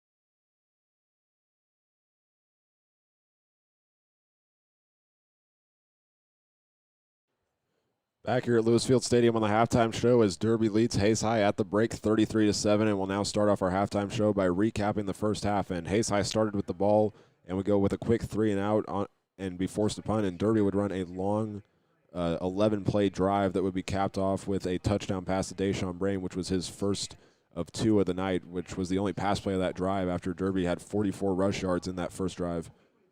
And then Hayes High would try to go back on offense and only run a 57-second drive, which would be ended with an interception by number 15, Easton Splain. And it wouldn't take Derby long as they would run 5 plays and another touchdown pass to Deshaun Brain, where the field goal would be missed by Leo Fernandez. But either way, it put Derby in front 13-0. But Hayes High was able to get stuff going right away after that as Ian McGuire got a 20-yard pickup on the first play of the drive. And a few plays later on third down, Hayes High was able to, Carter Graham was able to roll right and find Holden Lynn on a pass play for 32 yards to the end zone to cut the lead down to 6.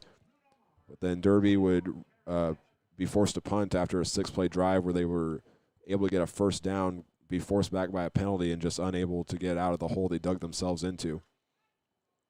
And then Hayes High would run a 6-play drive where they had a tough situation to make on 4th down and 3, and it would be a turnover on downs on a 1-yard loss, and Derby would respond back right away after 7 plays. They would find a touchdown pass to John Lujan with 6:20 to go in the second quarter, and Hayes High would get the ball back and after 2 sacks be forced to punt again, and it only took Derby 3 plays to get back on the board after a good punt return, and it was Arias Finley going into the end zone that time. And then Hayes High would punt on a 3-and-out after picking up 7 yards through the ground on their final full possession of that first half. And then Derby would get a touchdown run by Drew Kemp from 7 yards out. And then Hayes High would just run 1 play on the very next drive and take it to the half. So, again, Derby in front at the break 33-7. And when we come back, we will look at our individual and team numbers and also take a look at what's happening at Hayes High for the upcoming week. So we'll be back in a moment. This is Hayes High Football on the Tribe Broadcasting Network.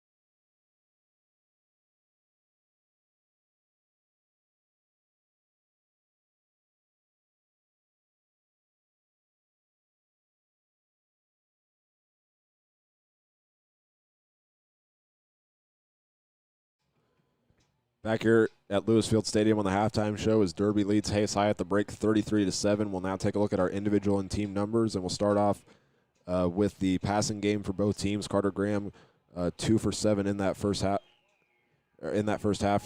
With 42 yards, and he threw an interception but had that touchdown pass to Holden Lind. And Lind has 32 yards and Jarek Purdy 10 for Hayes High's receiving. And Drew Kemp has had a great first game as a Panther, 8 for 10 passing, 93 yards, and he's been able to get 3 passing touchdowns as well. And looking at his receivers, Deshaun Brame has caught 2 of those passes on 4 receptions for 49 yards. Dalen Bledsoe has 1 reception for 13 yards. Arius Finley had a 8-yard reception, and John Lujan had the only other touchdown pass for the Panthers, where he has 2 receptions on the night for a total of 23 yards.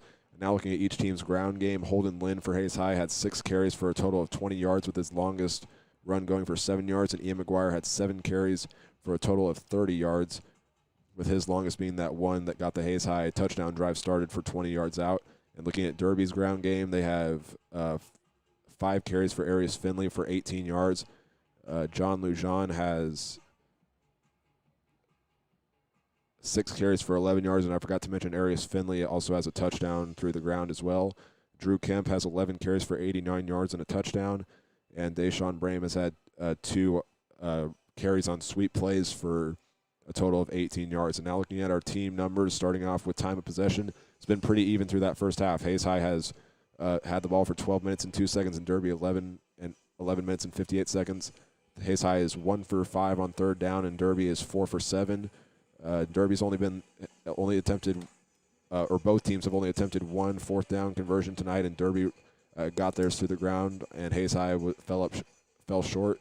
And Derby's picked up 9 first downs in the first half, Hayes High 2.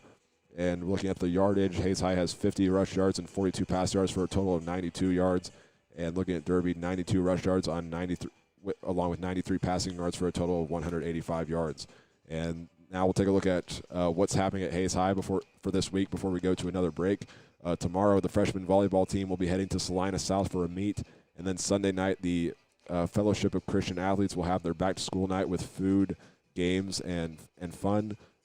And then on Monday, the JV football team will get their shot with the Panthers at Derby.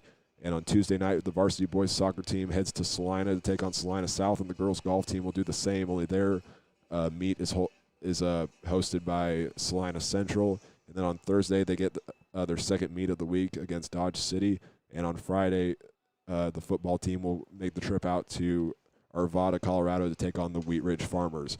And we'll be back here shortly for the conclusion of our halftime show, where we will check in on some of the games going around the state tonight. So we'll be back in a moment. This is Hayes High Football on the Tribe Broadcasting Network.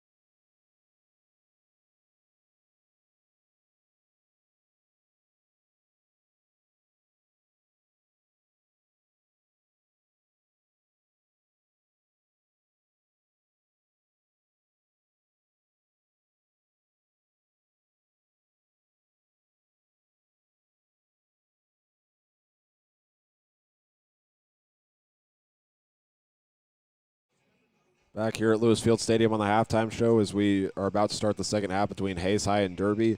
And before we do that, we will now take a look at the scores from around the state. Manhattan running away against Derby 57-0 at halftime with 9:14 to go in the second quarter. Liberal leads Wichita North 35-0. And Great Bend in front on the road against McPherson 14-6 at the half. Last we checked in that Dodge City game, they lead Woodward, Oklahoma 7-0. And at the half down in Russell, it's still scoreless between the Broncos and Monarchs. And we mentioned Wheat Ridge beat Stanley Lake last night 47-28. And Junction City got off to a strong start in that first quarter as they lead Hayesville Campus 34-0. That was the last update we had of that game. And in the second quarter right now, St. James Academy leads Bishop Miege 27-7. And rounding it out, Mill Valley and Olathe South in a shootout at halftime. 35-27 is the score there. And that'll wrap up our halftime show, and we'll take one more break before we bring you our second half action. This is Hayes High Football on the Tribe Broadcasting Network.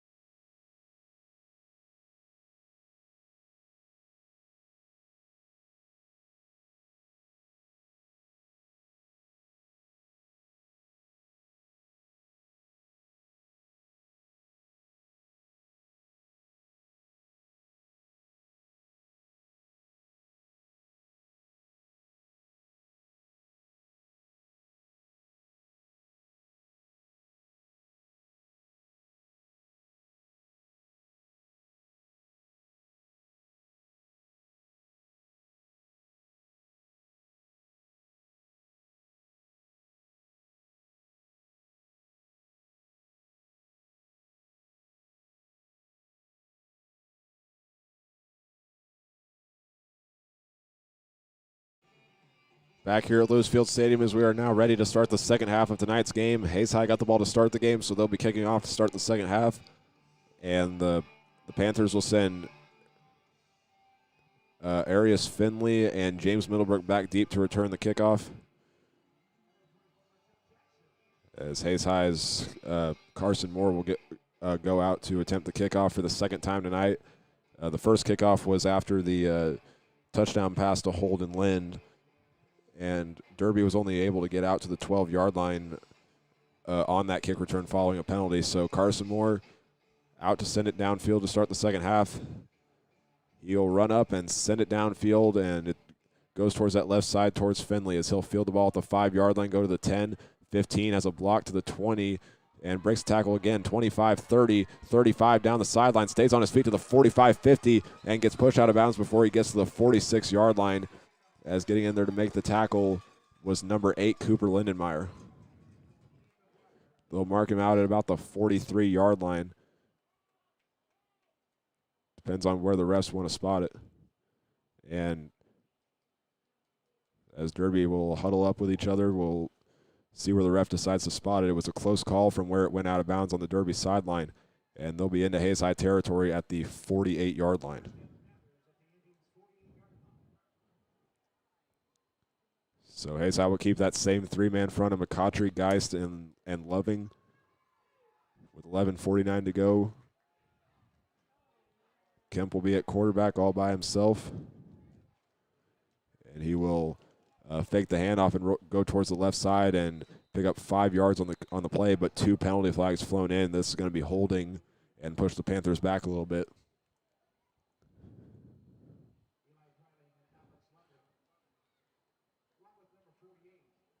And we'll see what the official call is, as the ref on the sideline of Derby was talking to the head referee tonight. And they're going to walk back, and this will be against the Panthers.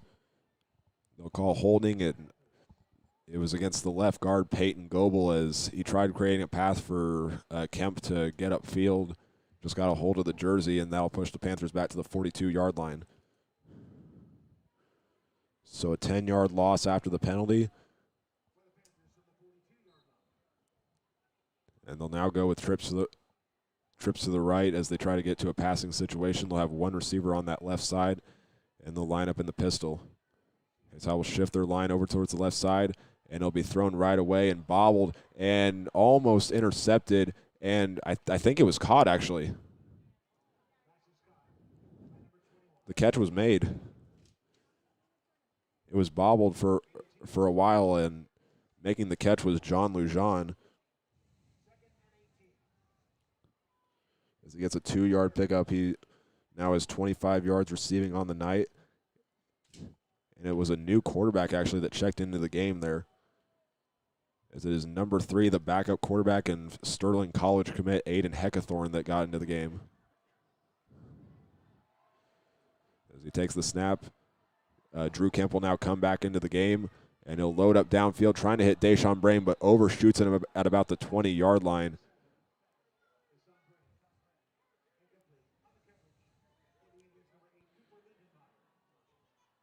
It was Cooper Lindenmeyer on the defense there, and that's going to bring up 3rd down.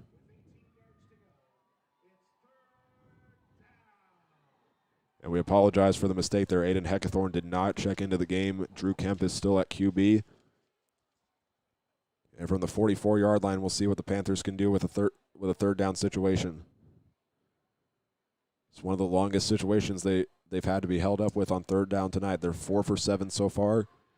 So they'll put 2 receivers to the left, 1 to the right.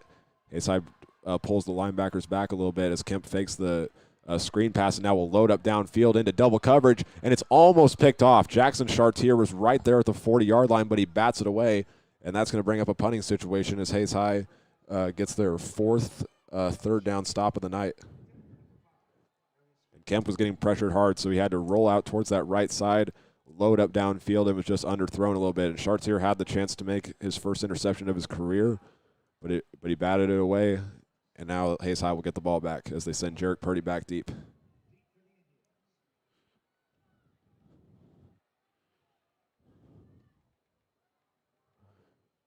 It's Leo Fernandez once again to send it downfield.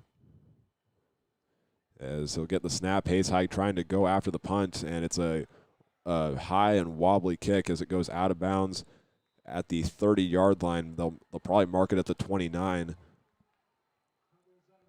As Hayes High forces their 2nd punt of the night.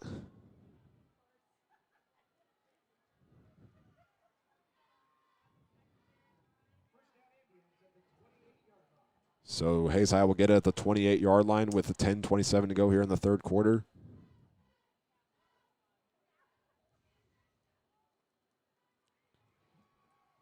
Carter Graham back at QB. They'll put 1 receiver on each side. And they'll go in the shotgun. So 7 guys on the line, as they'll have Ian McGuire and Parker McGuire on the line to the right side as extra blockers. And it'll be a handoff to Holden Lynn, and he'll run up the middle and be brought down right away at the 30-yard line. And another 2-yard pickup for Hayes High as they try to fight back, and getting that stop on the first possession of this half was a huge stop, but we'll see what they do to try to fight and get back in this game. Now 2 minutes into the 2nd half. Hayes High will go with twins to the right side and once again put 7 guys on the line with McGuire and with Parker and Ian McGuire as the tight ends playing on the line, and now they're going to be dropped in the backfield as Holden Lynn was dropped back to the 22-yard line. A penalty flag flew in. And as the refs talk things over, we'll see what it is. I think they're going to call it holding against Hayes High. The foul, or correction, false start, but the penalty was declined, so Hayes High will have to go from the 27-yard line, so a loss of 1 on the play. Or correction, a loss of 3.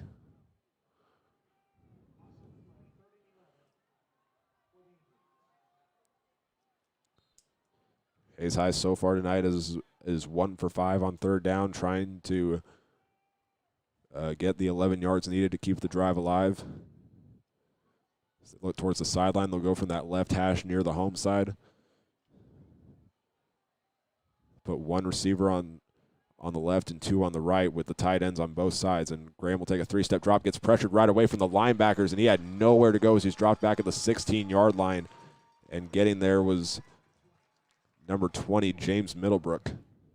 Only had 1 sack last season, but comes up big there. And is going to force Hayes High to have to punt the ball again.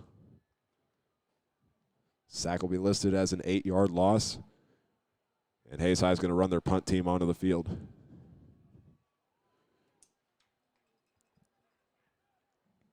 Again, it's Brayman Middlebrook back to return the punt. Middlebrook had that huge return at the end of the first half just a little bit ago, and it'll go towards Brayman. He fields it, but he goes out of bounds right away as he's making the catch at the 47-yard line. So Hayes High's last possession only goes for 2 minutes and 23 seconds.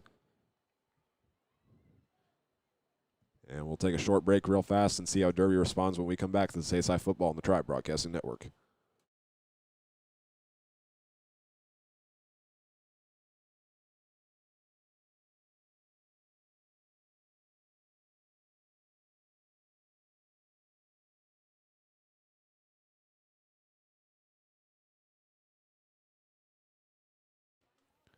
Hello, everybody.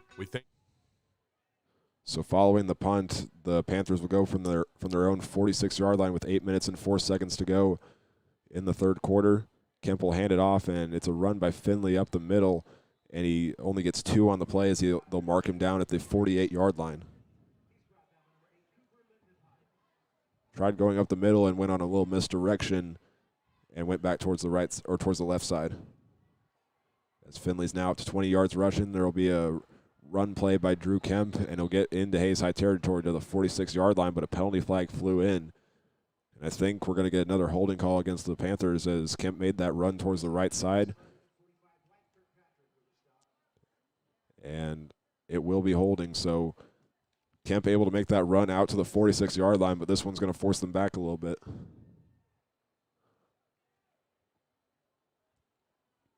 So the Panthers will go from the 38-yard line now, making that a 10-yard loss.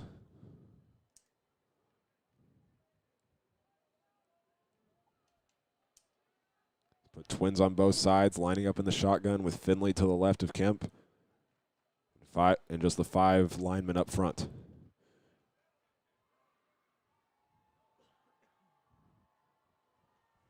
As Hayes High will show blitz off that left side from number 1, Johnny Rigler. And we're now going to get some whistles. And it's going to be a delay of game against the Panthers, so this one's going to force them back even more.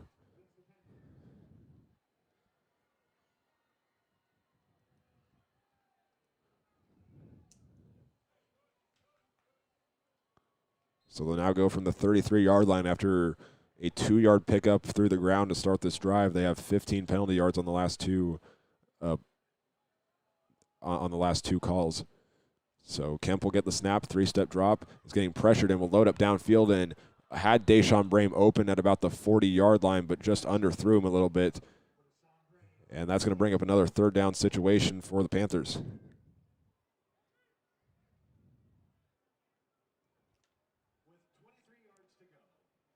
It'll be third down and 23, and Kemp had Brame open at the 40-yard line as he sent him in on the post route, just able to beat the safeties. He was getting pressured by Tanner Geist and then underthrew it a little bit.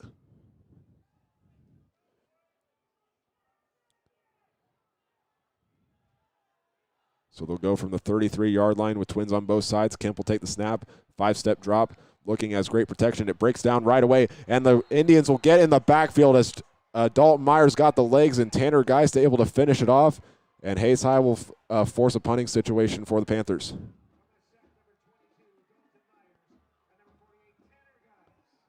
It'll be an 11-yard sack, and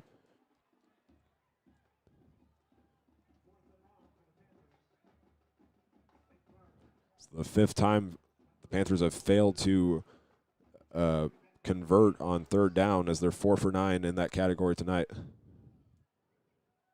So they'll send out Leo Fernandez to kick it off or punt the ball, and this one almost got blocked as Johnny Cano Jarek Purdy waves Hayes High off.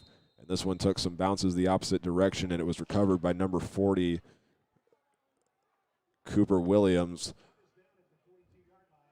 And Hayes High will set up at the 42-yard line is where they're going to mark it down.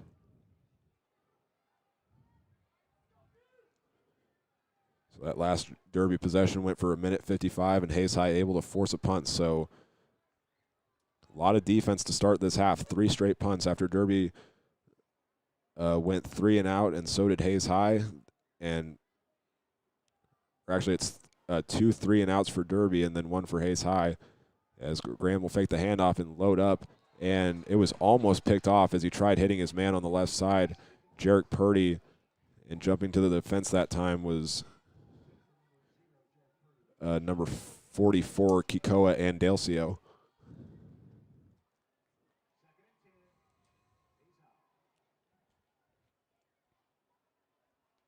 So they'll stay at the 42-yard line trying to make something going after they were able to force a bad punt, and it got down there at the 42. Is how we'll shift the tight ends over towards the left side. Lind in the pistol formation along with Graham, and there's the snap. It's a handoff up the middle to the 40, and Lind making a final effort with some help from his blockers. He'll go down at about the 38-yard line.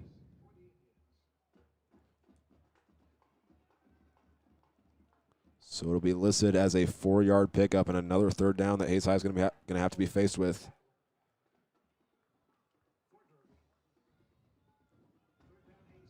And they're actually going to make it just a 3-yard pickup, as they'll have it at the 39-yard line.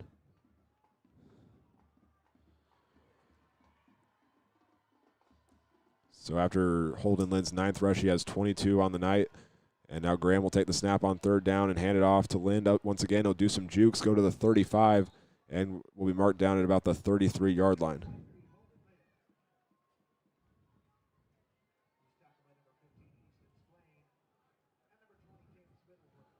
I think they're going to list him just 1 yard short on the play, but Hayes High is in a situation where they're going to have to go for it. As Graham will take the snap, will hand it off to Lind, trying to get that push at the end of the play, and I think they're going to give him the 1st down, and they will. The line judge on Hayes High's side is pointing towards the Hayes High end zone, so that will be a 1st down.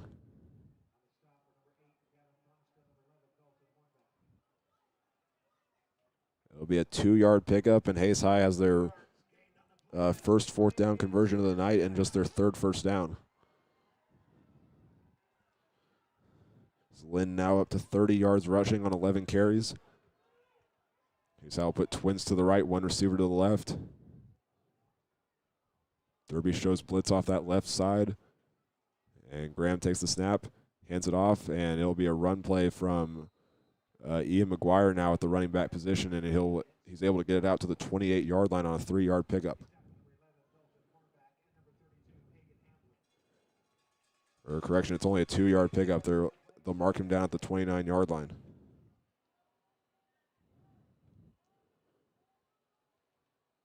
So Hayes High looks to the sideline, get their play call, trying to get on the board for the first time since the first quarter on that 32-yard touchdown pass to Holden Lind. So we'll put 2 receivers on each side, and Parker McGuire, the tight end, now lining up in the slot on that right side. As Graham will look and throw a screen pass to Jarek Purdy. He'll go to the 25-20, and actually will be marked down at the 21-yard line as he's brought down inbounds, but that's going to be a 1st down for Hayes High. as they wait to see where they spot it. It will be the 21-yard line, so should be a first down, but they're actually going to mark it short.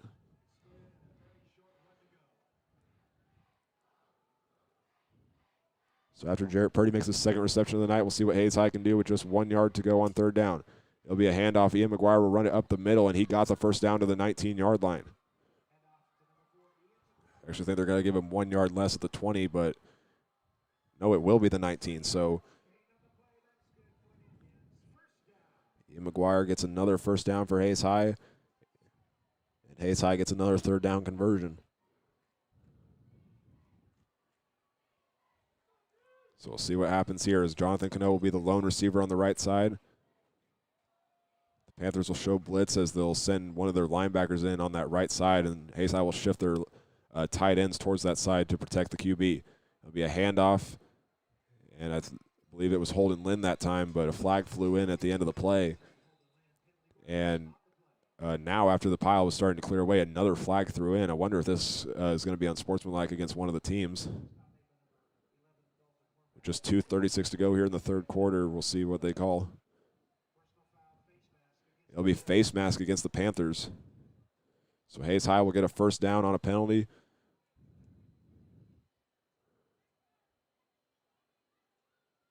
As the Panthers will make some substitutions, they'll send number 14 Elijah Dixon into the game in place of number 30 Dylan Carroll.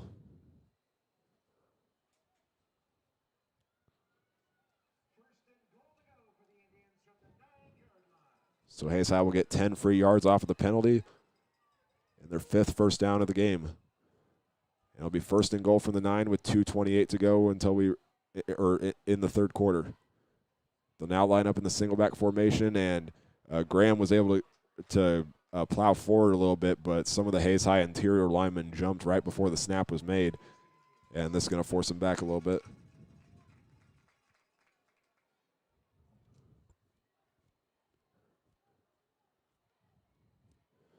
So Hayes High will now go from the 14-yard line on first and goal.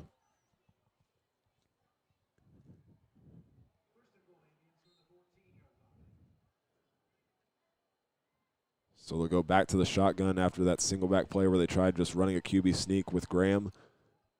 Put 2 receivers on the left and everyone else, or they'll have 7 guys on the line now as Derby shifts their line to the left. And Graham will keep the ball as he faked the handoff.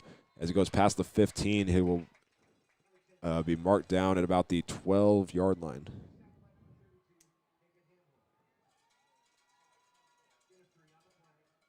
Be a 2-yard pickup to the 12-yard line for Graham on his first carry of the night.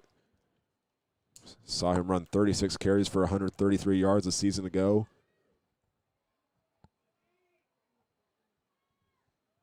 Hayes High will just put 1 receiver on each side again, lining up in the pistol. And Graham will take the snap and hand it off to Lynn. He runs into his lineman and then tried running towards the right side, but the protection broke down right away. And he was only able to get 1 yard as he goes towards the 11-yard line.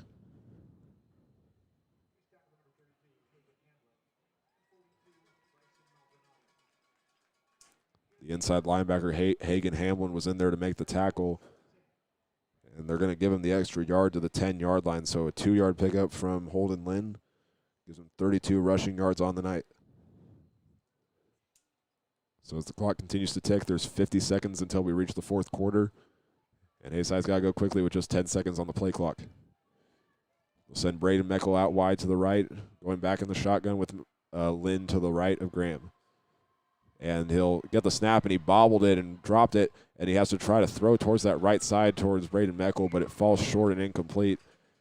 And now Hayes High has a decision to make. Do they want to send out the field goal team, or do they want to go for the end zone and try to keep their hopes alive?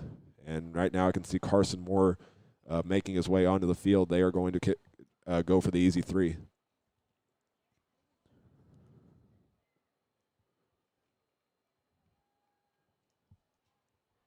So from the 10-yard line, this will be a 28-yard attempt. And, now they're going to run a wildcat formation with Braden Meckel. He'll get the snap, roll towards the right side, look back the other direction, trying to find Wyatt Kirkpatrick, but it gets overthrown.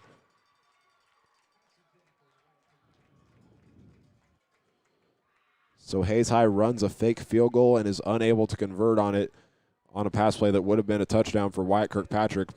But they'll now go from the 10-yard line with 30. The Panthers will now go from the 10-yard line with 30 seconds to go in the third quarter.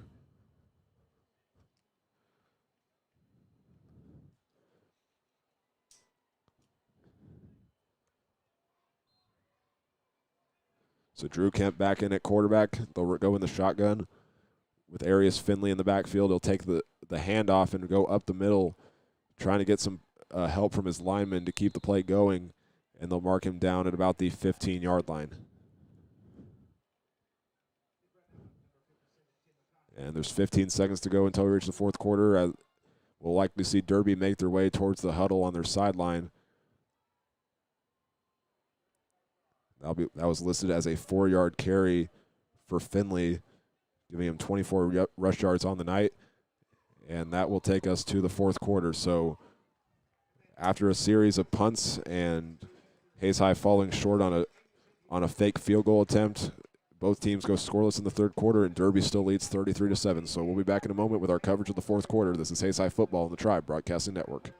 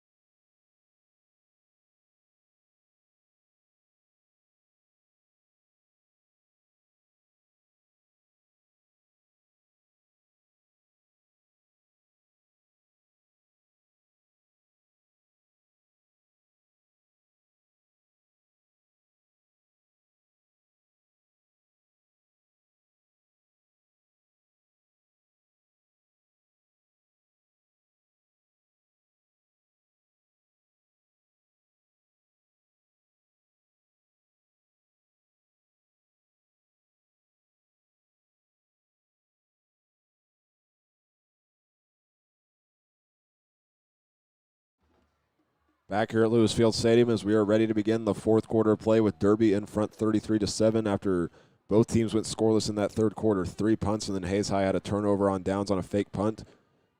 So Derby will go right away. It's a handoff to Finley. Ran into to the backs of one of his linemen, but was able to get some good yardage. I think they're going to give him the first down as he was able to get out to the 20-yard line. And we'll see if they give it to him, and they do.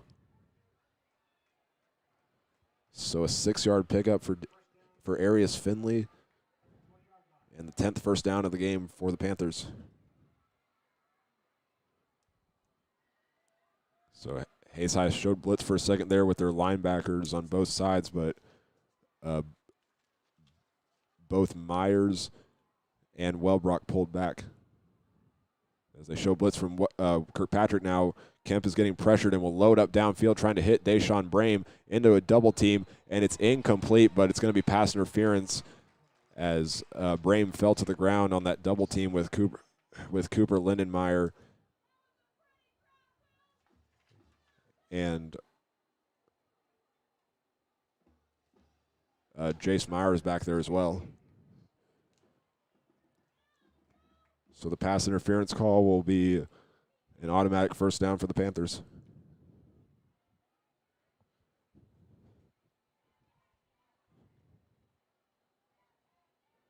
They'll now go from the 35-yard line, getting those 15 free yards. We'll go trips to the right, twins to the left, and they're in the shotgun. We'll see what Kemp can do right here. He takes the snap, fakes the handoff, and actually he did hand it off to Finley, who goes to the 40 and past the 45. He's going to get another first down to the 46-yard line.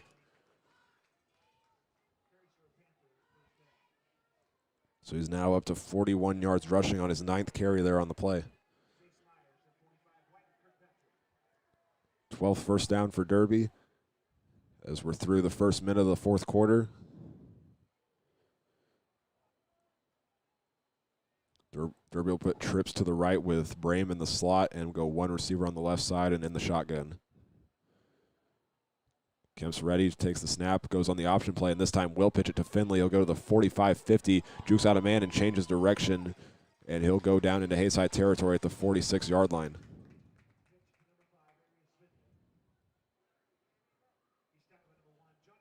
So getting a lot of touches on this drive, he'll bring it out to a 2nd and 2 situation for the Panthers. And Kemp will get the snap, look towards that right sideline, pump fake, rolls to his right, getting pressured by McCautry, and will find his man. It's number 12, Dalen Bledsoe. But a penalty flag was thrown in. We'll see what this one is. Flag was thrown near the Derby sideline. As the refs will talk things over, it will be a face mask against Hayes High.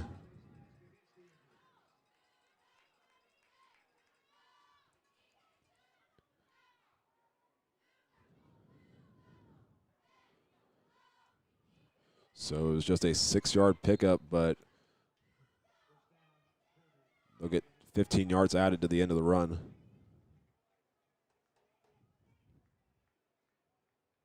As Kemp will take the snap, he'll run on a sweep play to Finley. Jukes out a man at the 25, will go to the 20, cut back inside, and goes down at about the 16-yard line. And some late flags fly in again. Not sure what it was that time. There were some Hayes High defenders there that Finley juked out.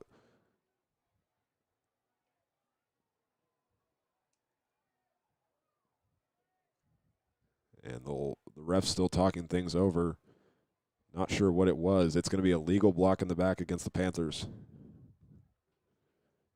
So after getting the 15 yards on a face mask penalty, they will lose yardage on a block in the back. And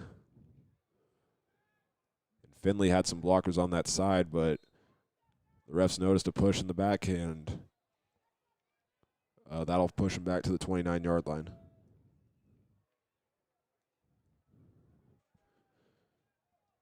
So we'll see how Derby responds right here on a first down situation in 14 from the 29-yard line.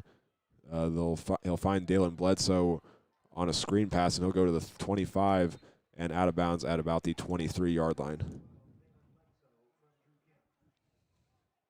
So Dalen Bledsoe gets his 3rd reception of the game and is now up to 25 yards on the night. Now to the 23-yard line. It'll be 2nd down and 8 to go for the Panthers. Kemp will take the snap and pitch it to Finley. Once again, has some Hayes High defenders there, and he gets pushed out of bounds at the 18-yard line. So Finley continuing to get a lot of the yardage on this drive for Derby, as that was his 11th carry on the night. It is up to 54 yards. He's also gotten a touchdown on the night as well. And we're going to get a timeout as Hayes High will call their first of the half with 9:15 to go in the contest. So it's 33-7 Derby in front with 9:15 to go, and we'll see how the rest of this drive plays out when we come back to this Hayes High football on the Tribe Broadcasting Network.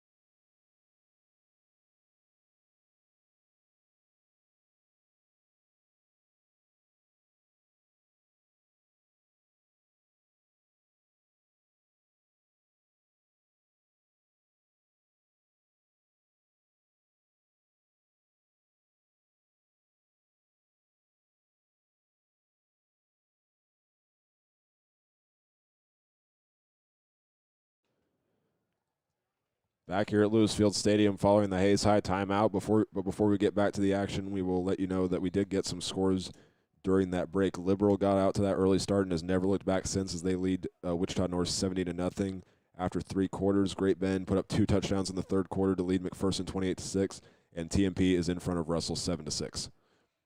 So on 3rd down and 3, we'll see what the Panthers can do, as Finley will get the handoff and run up the middle. They'll mark him down at the 11-yard line.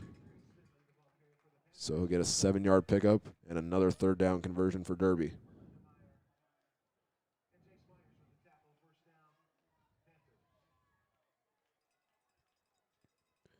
So 61 yards rushing for Finley, as Kemp will take the snap, roll out towards the right side looking for his receiver, and he completed the pass in the bottom right corner of the end zone to Dalen Bledsoe, and another touchdown pass for the Panthers.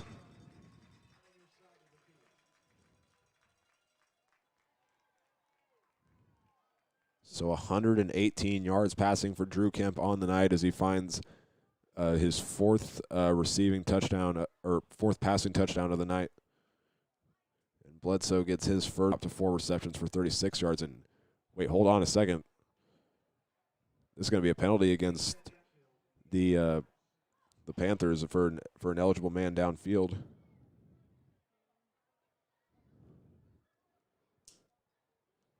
So instead of an 11-yard touchdown, they're going to be forced back to the 22-yard line.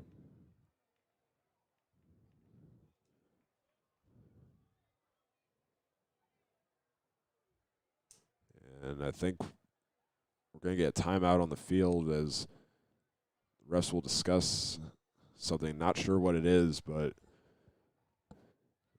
Hayes High is starting to make their way towards their sideline, and Derby was doing the same, but it has now gotten back on the field. And now they got to wait for Hayes High to get back. So they thought there was a timeout, but Derby already in position to get their play going, but the ref is there to hold them until Hayes High gets back on the field. So Kemp will take the snap, hands it off to Finley, breaks the tackle to the 15-10, churning the legs, and goes down at about the 7-yard line.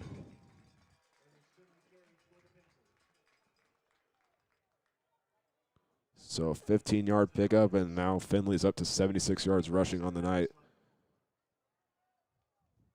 And they won't waste any time, and the refs are going to call timeout.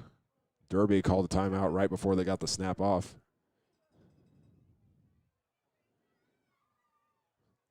So we'll step away as well and see what Derby can do on 4th down when we come back to the Hayes Football on the Tribe Broadcasting Network.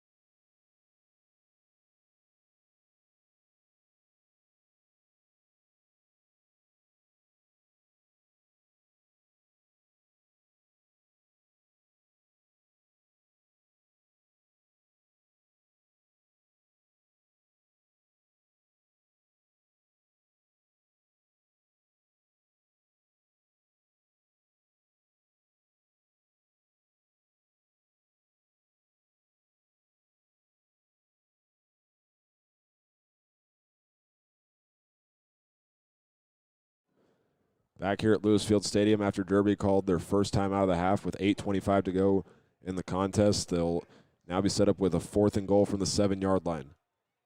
Twins on both sides. Kemp back to throw, getting pressured, and has to roll towards his left side and looks into the end zone and finds his man John Lujan in the end zone for the touchdown.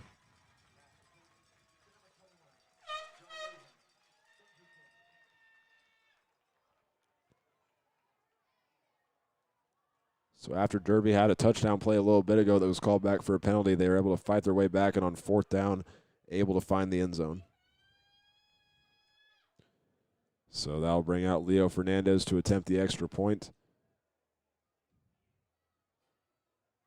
It's his 6th one he's attempted tonight. 3 for 5 so far. The snap is down on this one. He sends it up, and it is good. So Derby will go in front 40-7 with 8:17 to go in the contest. And we'll have the rest of our game when we come back. This is Hayes High Football on the Tribe Broadcasting Network.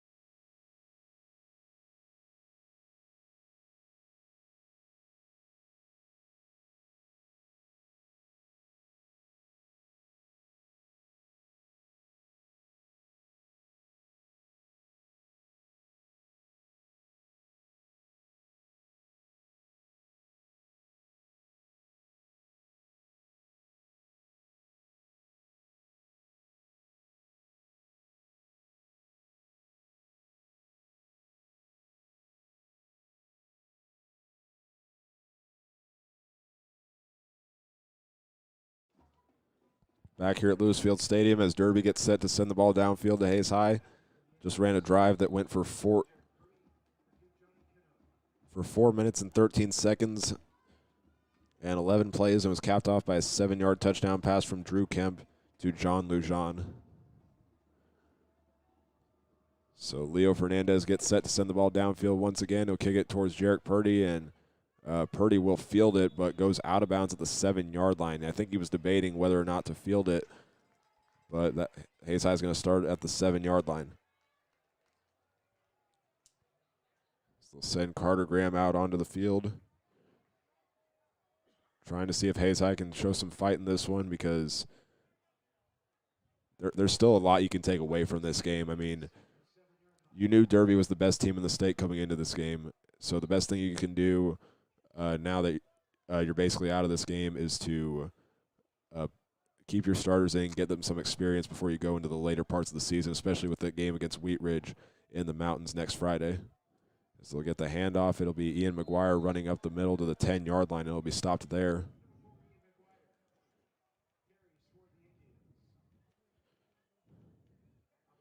So that's Ian McGuire's 10th carry of the game, and now he's got 37 rush yards tonight. So 2nd and 7 now for Hayes High. And we're going to call they're going to call timeout. I believe it has something to do with the clock, because Derby's now up by 30+, and the head ref is going to go towards the Hayes High sideline. The clock's at 7:31 to go.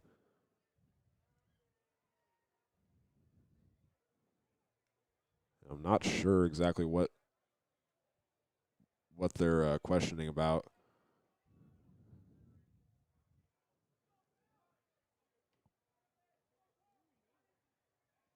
We'll see if they can get stuff situated out as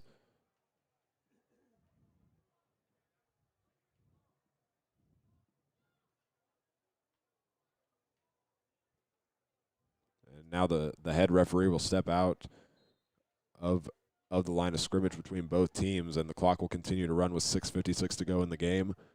Hayes High going in the shotgun with Carter Graham.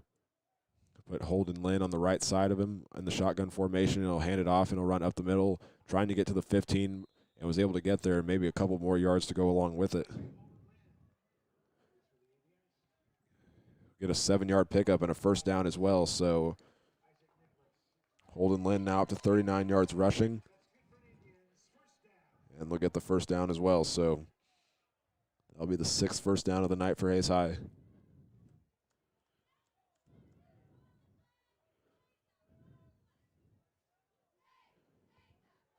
Hayes High will put 7 guys up on the line, 1 receiver on each side with Braden Meckel and Jonathan Cano, and Graham will take the snap a little bit high, but is able to hand it off to Holden Lynn. He'll get outside to the 20, has a block to the 25, 30, 35, 40, going down the sideline, 45, cuts back 50, and able to get into Derby territory before he is brought down hard, and he's going into and they'll mark him down at the 48-yard line. So Holden Lynn gets the biggest pickup of the night for Hayes High to get their 7th first down of the night, and that was a 35-yard pickup, bringing his total up to 74 and a fresh set of downs as well.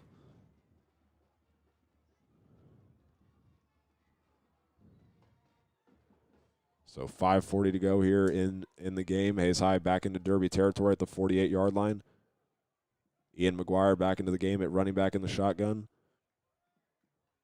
And Graham will take the snap and hand it off to McGuire. He'll go to the outside, to the right side, to the 45, trying to get to the 40-yard line, and is able to make the effort to do so. And he gets an 8-yard pickup.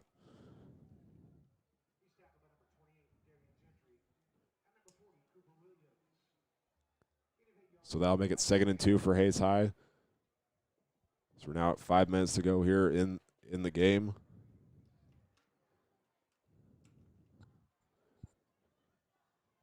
Hayes High just looks to get some production on their offense, like I said, before they go to the later parts of the season, which is something that we talked about with Coach Crow on the pregame show. He said that no matter what, they want to win, but you can always become better by playing the best, and what better than to do it against the number 1 ranked team in the state, as Ian McGuire just plowing ahead past the 30-yard line, and they're going to mark him down at the 29-yard line. So another first down for Hayes High and an 11-yard pickup.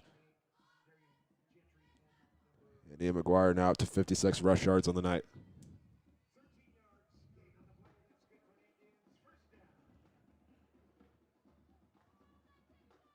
So Hayes High is going to go twins now towards that right side and keep Jarek Purdy alone on the left. And now they'll move Jonathan Cano to that left side, and also Parker McGuire on the line to the left side as well. Graham will take the snap, hand it off, and it'll be a run by Ian McGuire up the middle to the 26-yard line, I believe is where they're going to mark him down. Or correction, it's going to be the 27-yard line, so a 2-yard pickup for the back. That'll make it 2nd down and 8 for Hayes High as we're within the final 4 minutes of this game.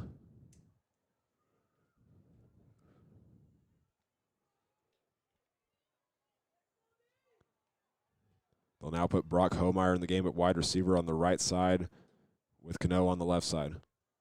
Derby showing blitz from their linebacker off the left side. It'll be a handoff to Holden Lynn as he'll run up the middle, and they stopped the play before it started, but as a flag was flown in, and it'll be a false start against Hayes High.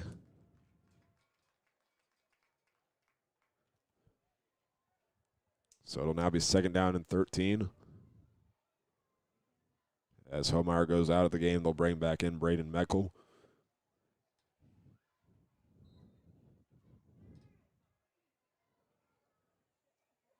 As Hayes High gets their play call, they'll get back in the formation. Again, it's 2nd down and 13 following the false start penalty. Put 7 guys on the line and put twins on the left side. Graham takes the snap, 3-step drop. Great protection, has all day to throw. It breaks down. Now he'll go into the end zone over the middle and overshoots his man. It was intended for Braden Meckel. Good defense there by the Panthers. Sam Irick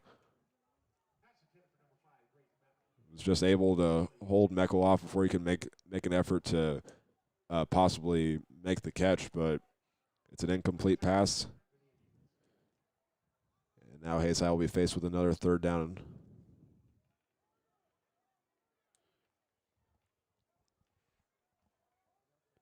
So 13 yards away from the first down marker. And Hayes High's at the 32-yard line in the shotgun once again. Just 1 for 6 on 3rd down conversions tonight. And it's a high snap over the head of Graham, and he has to go back into Hayes High territory to recover it at around the 45-yard line. And now Hayes High is going to have to send the ball downfield once again. So it'll be listed as a 23-yard loss.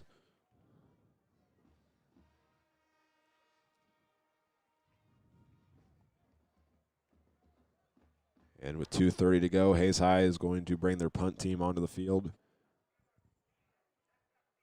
And there's no one back deep to return it for Derby, as they're just playing 11 guys up.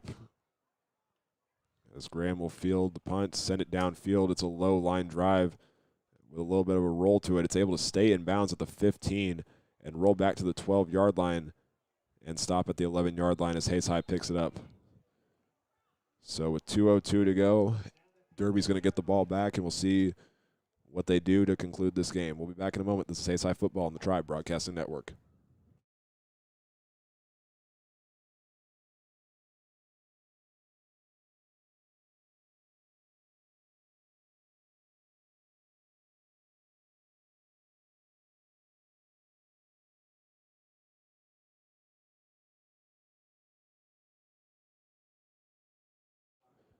So following the 44-yard punt, the Panthers will start at their own 11-yard line. And Drew Kemp still in at quarterback. We were notified before this game that the backup quarterback, Aiden Heckathorn, has been, or correction, it is Aiden Heckathorn into the game now as he'll run it towards the outside and get a pickup to the 18-yard line, so 7 yards on the play.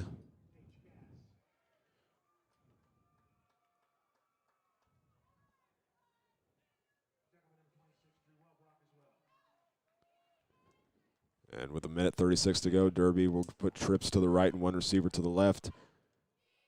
Lined up in the shotgun with 1:30 to go now. Heckathorn will pitch it to the outside. This one being ran by number 17, Devon Morrison, and he'll go in deep into Hayes High territory to the 37-yard line. And it's another fresh set of downs for the Panthers. They'll list him down at the 37-yard line, so a 19-yard pickup.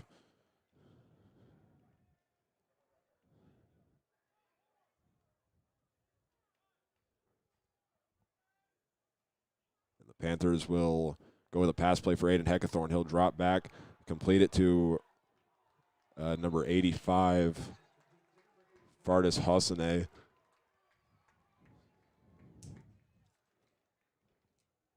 And that'll be listed as a 12-yard pickup.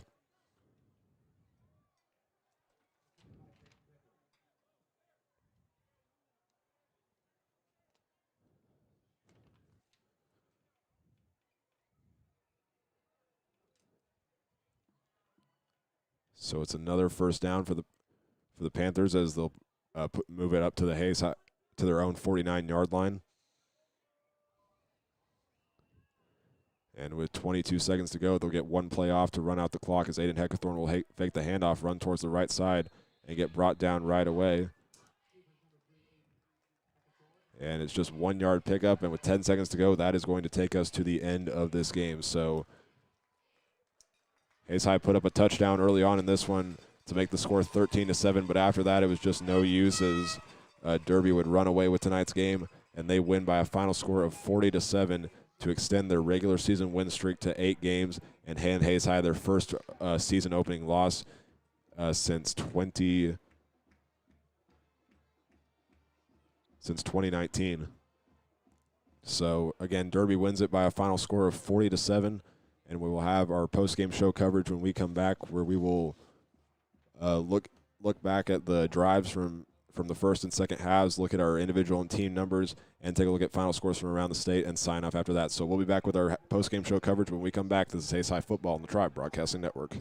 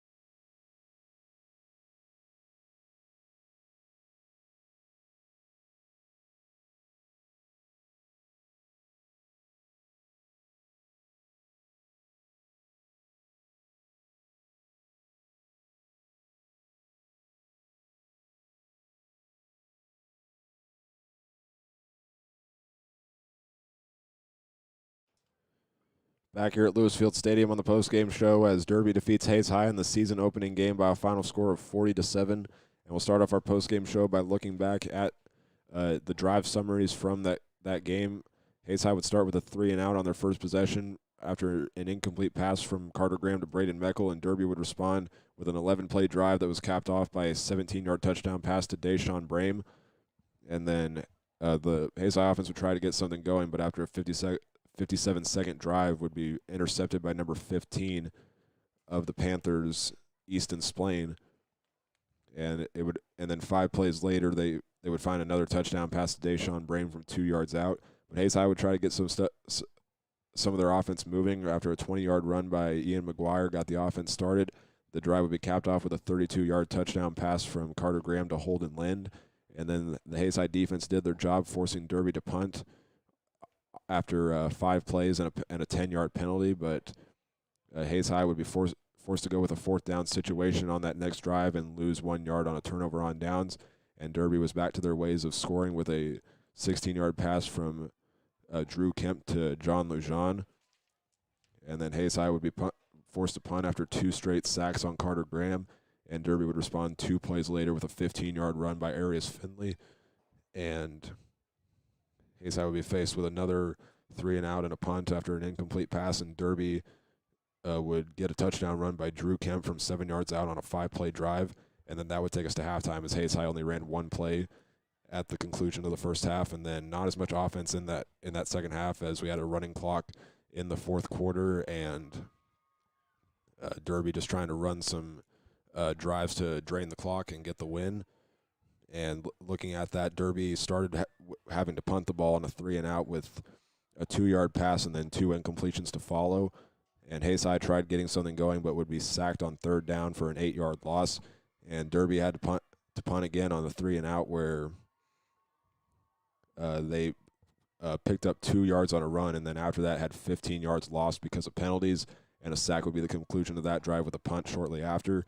And then Hayes High would run a long drive where they would make it all the way down to the 10-yard line and fake a field goal on 4th down. That would be an incomplete pass to Wyatt Kirkpatrick, and Derby would run down the field and complete a 7-yard touchdown pass to Jean Lujan for the final score of the night.